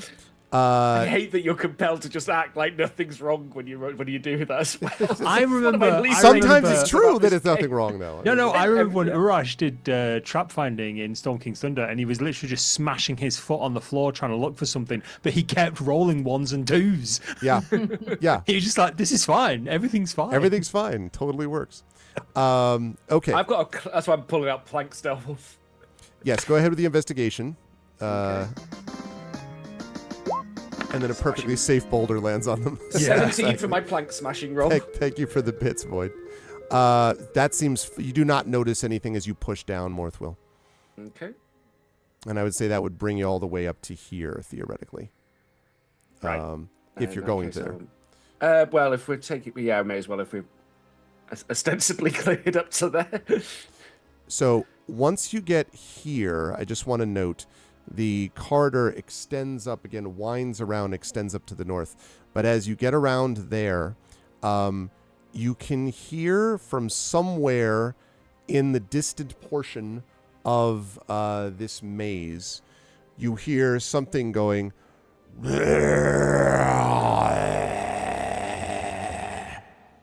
and several stomping sounds, which is where we will bring Goat folk. our session to a close. Goat folk. This evening. Goat folk, exactly. Yes. If you're going to set them on fire, please don't let me be in there at the time. As someone asked, how long has it taken? It's been a couple of sessions. That is true, but it's because the party's being careful and because there have been a lot of different things. Mostly. And they did get treasure, and who knows what's happening elsewhere? But that's the And deal. it's a proper dungeon. I'm glad we found the treasure because now everyone's less annoyed at me for insisting we come down here. There's actually treasure here. Yes, There's of actually some a kind. payoff, yeah. That's right. And most important of all, I suppose, through this, is that while we were doing this, I think we started with 800, if I'm not mistaken, and we are now up to 1656. So we made $856.51, which is great. That puts this crew as the lead donation. Although, again, if there's more donations coming before they say goodbye, I'll certainly take that into account. But that was thanks to everyone's generosity watching today. So thank you all. We're continuing to move towards our goal of 5,000. That was amazing stuff. So, but I do need to let them go because I need to prep for the next one, which is happening at the top of the hour. But I will start with on the right. Bruce, really good stuff as always from Green. I was really enjoying the connection with Oceanus. Like, this guy's great. Oh, you noticed that, did you? Like, just because Oceanus is like, I would never harm you. I'm so sorry this happened. I love what you've done with the place outside. It was very funny that the house tour of here's where I got smashed and here's where I dissolved and here's where this pit fell apart. That was very funny. And I don't know. I guess Green now feels like everything is going to be fine-ish, so to speak, now that there's been inner peace. How did you feel about today's session, Bruce, and where will the fine folks find you next? I think if there's anything we've learned from Green's meditation sessions is that he does not believe that anything is ever going to be fine. Oh God, the meditations were so great. Yeah, that is sad reality of his existence. The obsessions are driven by fear, sadly. But maybe one day he'll find inner peace. And he definitely enjoyed meeting Oceanus, who is his best friend in the entire universe now. And if Oceanus were to disappear, he would be completely heartbroken.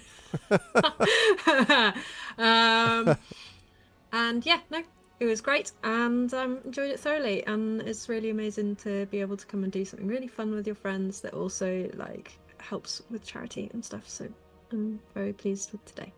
And where people will find me next is at the next Saltmarsh session, because I am a exclusive, I think is what we call it. That's right, and an ARV exclusive. I'm proud to be such. Also, thank you for the donations as well, Bruce. That's also very appreciated, and all best wishes to your friend. And I hope that this was a way to make things, sort of feel a little bit less helpless in trying to do something. So, also thank you for the. Let me see, $5.82 donation from Fleos. It was an ordinary number. It was an orderly number in Canadian dollars. I hear that. But we're up to 1662.33. Amazing chat. Will we be able to get to 1700 before this conclusion is done? We shall see. Thank you, Bruce. Thank you for the donation again, Fleos, and thank you, Bruce, so much for your donations and your play today. I appreciate it very much. Thank you as well to Ananda. Ananda, great stuff today. Brian had a very active experience because Brian was doing all this stuff with the specters, and it was interesting too to watch the party gradually be like, should we feel bad that these creatures keep getting smashed now that we know about what might have happened to create them? And so became sort of more protective of these things, which I thought was an interesting experience. And Brian was sort of becoming aware of that. That and the fact Brian's shouting at the top of her lungs, like in real life, so to speak, while like openly while everyone is staring at her while she's like doing this telekinesis was so funny. And you did enough con saves that your wisdom saves caught up.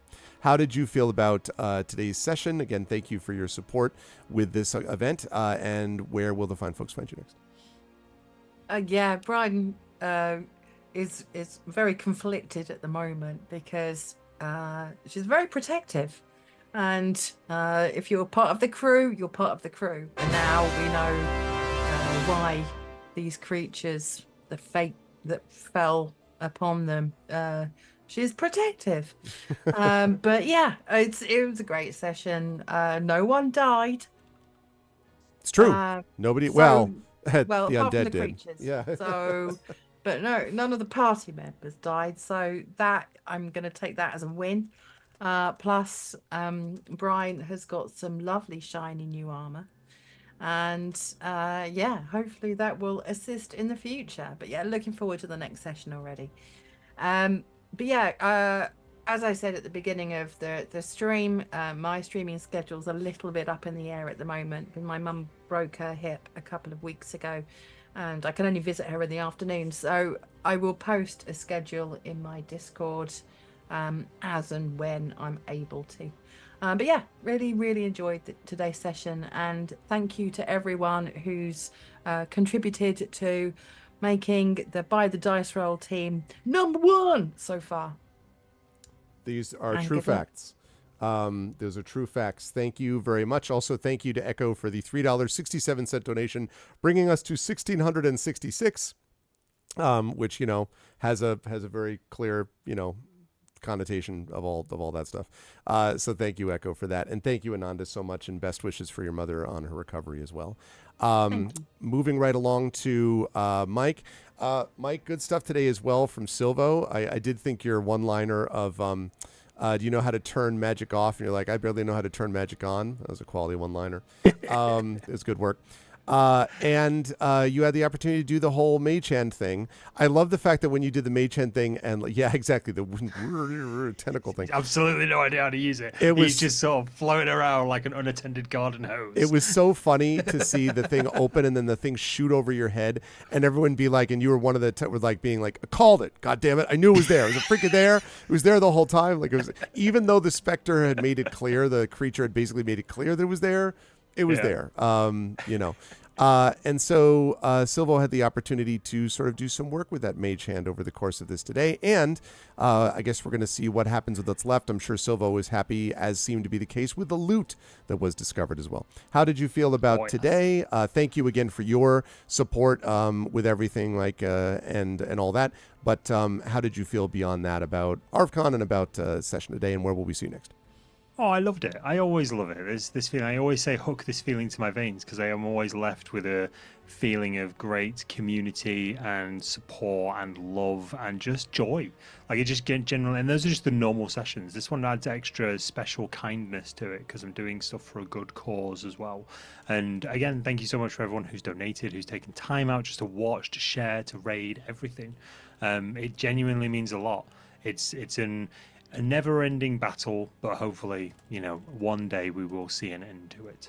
And everyone has been part of that, and it's a great journey.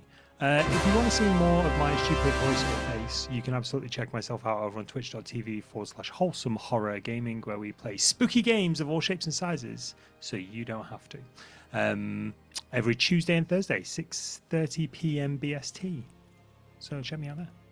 Thank you very much, Wholesome Horror Gaming /Mike Smith. Thank you. Also, thank you for the anonymous donation of $1.01, which means we're now at 1667.01. I'm growing to the point that I don't actually know exactly what these numbers all connect to, but they sometimes do in some capacity. Although we do get, I guess, another 16. I don't know. Just keep the money coming is what I'm saying. But thank you, Mike. Great stuff today, as always.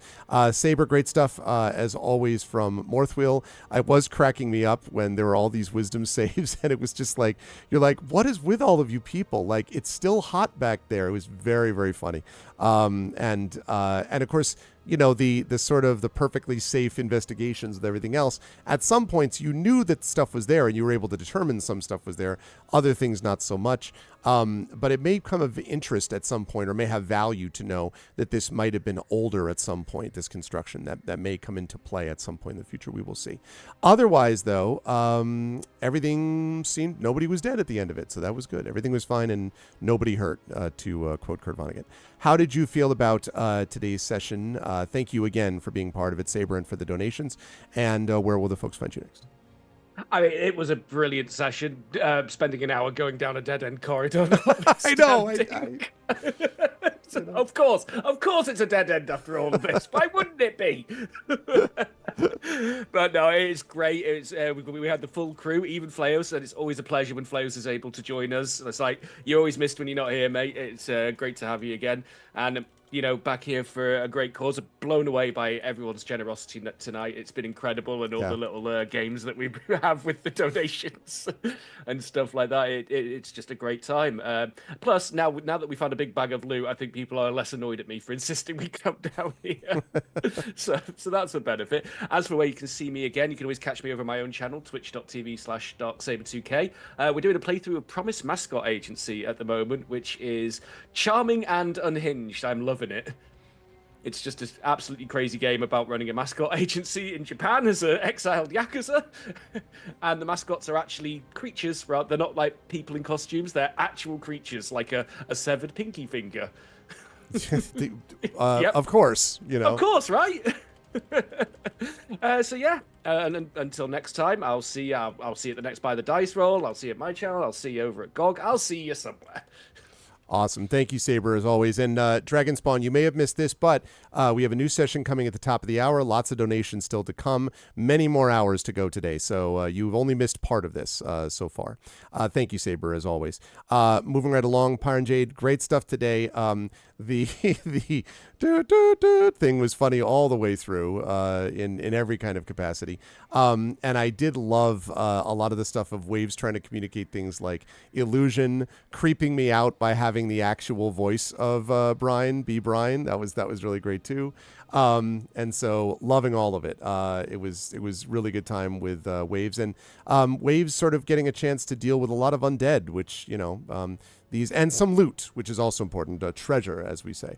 How did you feel? First of all, thank you again for the donation, for all the support with ArvCon. How did you feel about today being a part of it, and about the session and all that, and where will folks find you next? It was a wonderful session, and also I'm also happy that Flaos could join us, and that we were just all together and doing this amazing thing. And there were so many good moments tonight, and I'm just sitting here really, really happy after an exhausting day. This was just so good. So yeah, I don't know when the good folks will see me again, but I hope soon. And if you think this is funny, I have some more really cool stuff prepared for new sounds today, and I really hope I'm going to get to use them in our next sessions. And yeah, so good luck for ArvCon. It's already 11:15 p.m. here, so I won't watch much more, but I'm being with you there in spirit and all of that. I also want to know what spooky thing was happening at Flaos' house, because that was really, really scary. that was, I want that cleared up, please. What's funny is that every time you all brought that up, I was looking elsewhere, like, because I've got multiple things I'm running. So then you were like, what? And then I looked back, and every time nothing was happening, I'm like, what are you all talking about? And then finally I saw it flashing. I'm like, Jesus, how did that happen? Yeah, and also Mothwell now has a crystal freeze, so maybe we can get something like our own dungeon bomb robot or something like that to like just go through the aisles and disarm the dungeon. The dungeon disarming robot. Disarming robot. Yep. Yes, that's what we need. Thank you. Point out there is a homunculus as an option for artificers. Oh man. Don't make it look too human, please. Exactly. Just make it like a little waves, and it will super confuse everybody all the time. Like a little chicken. Everybody hates chickens. Thank you, Pyron. Great stuff as always. And last but certainly not least, Flaos, great work tonight. And again, yeah, same. Obviously, I'm really glad you were able to play with us today. I'm aware that schedule does not permit it that often, but although summer's coming up, so maybe, a little bit during the summer will be hopefully. But in the meantime, it meant that we didn't have any combat going on. So it meant that Oceanus arrived to help everybody out, and we'll have to, maybe, depending on what happens, depending on the schedule, we'll either have to vanish or not. We'll see how that all works next time. But how did it feel to get back in the saddle with Oceanus? Thank you for your support and contributions, as always, with ArvCon 2. And where will the folks find you next? Yeah, you're welcome. It's great to be here. I wasn't sure if I was going to be able to make it when you first brought it up, but my wife was able to help me out and make sure that the kids had someone watching them so I could hang out here. And it took me a little bit to get back into the saddle, I feel like, with Oceanus, but it was fun. I was really glad I could come and play again. And it was just like, as we're wrapping up, like it's only been like 20 minutes. What's going on here? Yeah. We got 3 hours still. So I don't know if I'm going to be able to make it to the next session. I'm fairly certain it's scheduled for when I am at work. But July and August, there's a good chance I could show up, which would be awesome. And yeah, so it's been amazing being here. Congratulations on all that you've raised with ArvCon, and thank you so much again for inviting me, because it's been great. Thank you, Flaos, very much. And chat, thank you, first of all, to the entire By the Dice Roll crew. that you see assembled before you, except for Silvo, except for Mike. But thank you to everyone who made this an awesome one tonight.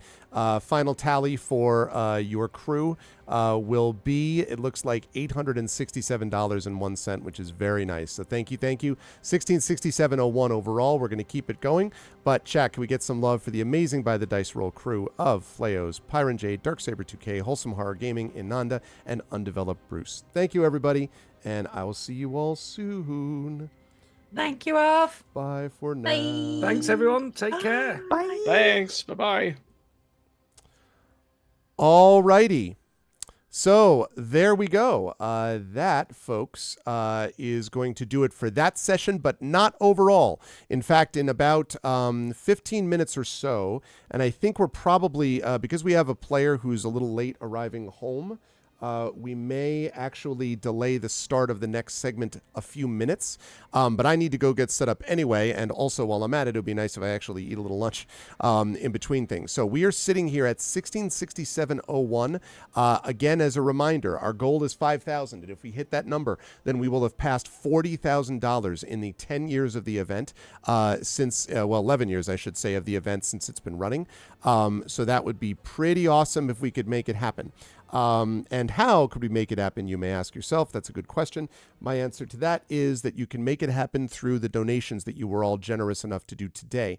As we get up to 1667, I'm very happy to have started out with 600 this morning, 610, and to have raised over $1,000 so far. If we can keep that up, and if we can get to I would love to get past 2,500 today, leading into tomorrow. If we could be between 2,500 and 3,000 leading into our marathon session tomorrow, that would put us, I think, in very good shape to do very well on Sunday and to hopefully bring it home on Monday with the scientists. So we're close to being, we're basically on pace for where I want us to be. But any support that people can give is much appreciated. I'm also grateful for the raids that we had in here. Those were really helpful too. So thank you to everyone who was doing the raids.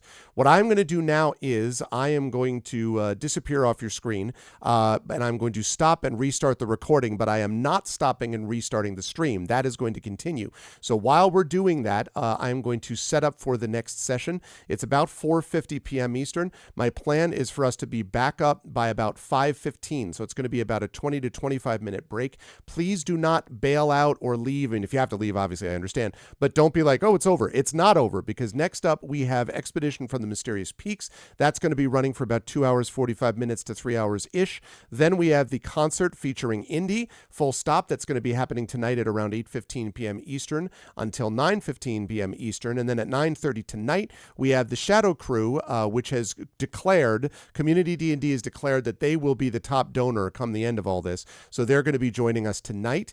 And so it's going to be, it's going to be a 12-hour live VOD Triffid, but I've been breaking. I broke after the scientists before this, and so I'm going to break after this before the next segment as well. So I am doing that this time so that it's not a 12-hour VOD. All of it's going to end up in the ArvCon playlist on my YouTube, but I'm trying to sort of break it down a little bit more clearly to make it easier. So in the meantime, while I'm taking a break, definitely get up, stretch, walk around, hydrate, do all that good stuff, and also spread the word. Let people know. I'm going to also post on social media that we are up to a very excellent number. Let's keep rolling. Let's keep donating. Don't forget, more giveaways are upon us every time we hit that next level. So please do jump on board with more donations. And please do what Echo did and what some of the others have done. Spread the word and let people know about this. And we can bring more people in. The more, the merrier. It's always a lot of fun to do this.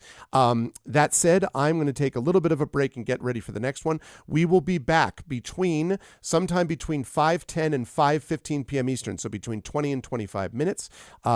Until then, much love. Thank you so much to the By the Dice Roll crew. And I will see you folks back here in about 20 to 25 minutes with the next segment, Expedition from the Mysterious Peaks, as day 2 of #ArvCon 2025 rolls on. Back in a little bit. Thanks, everyone. See you in a bit.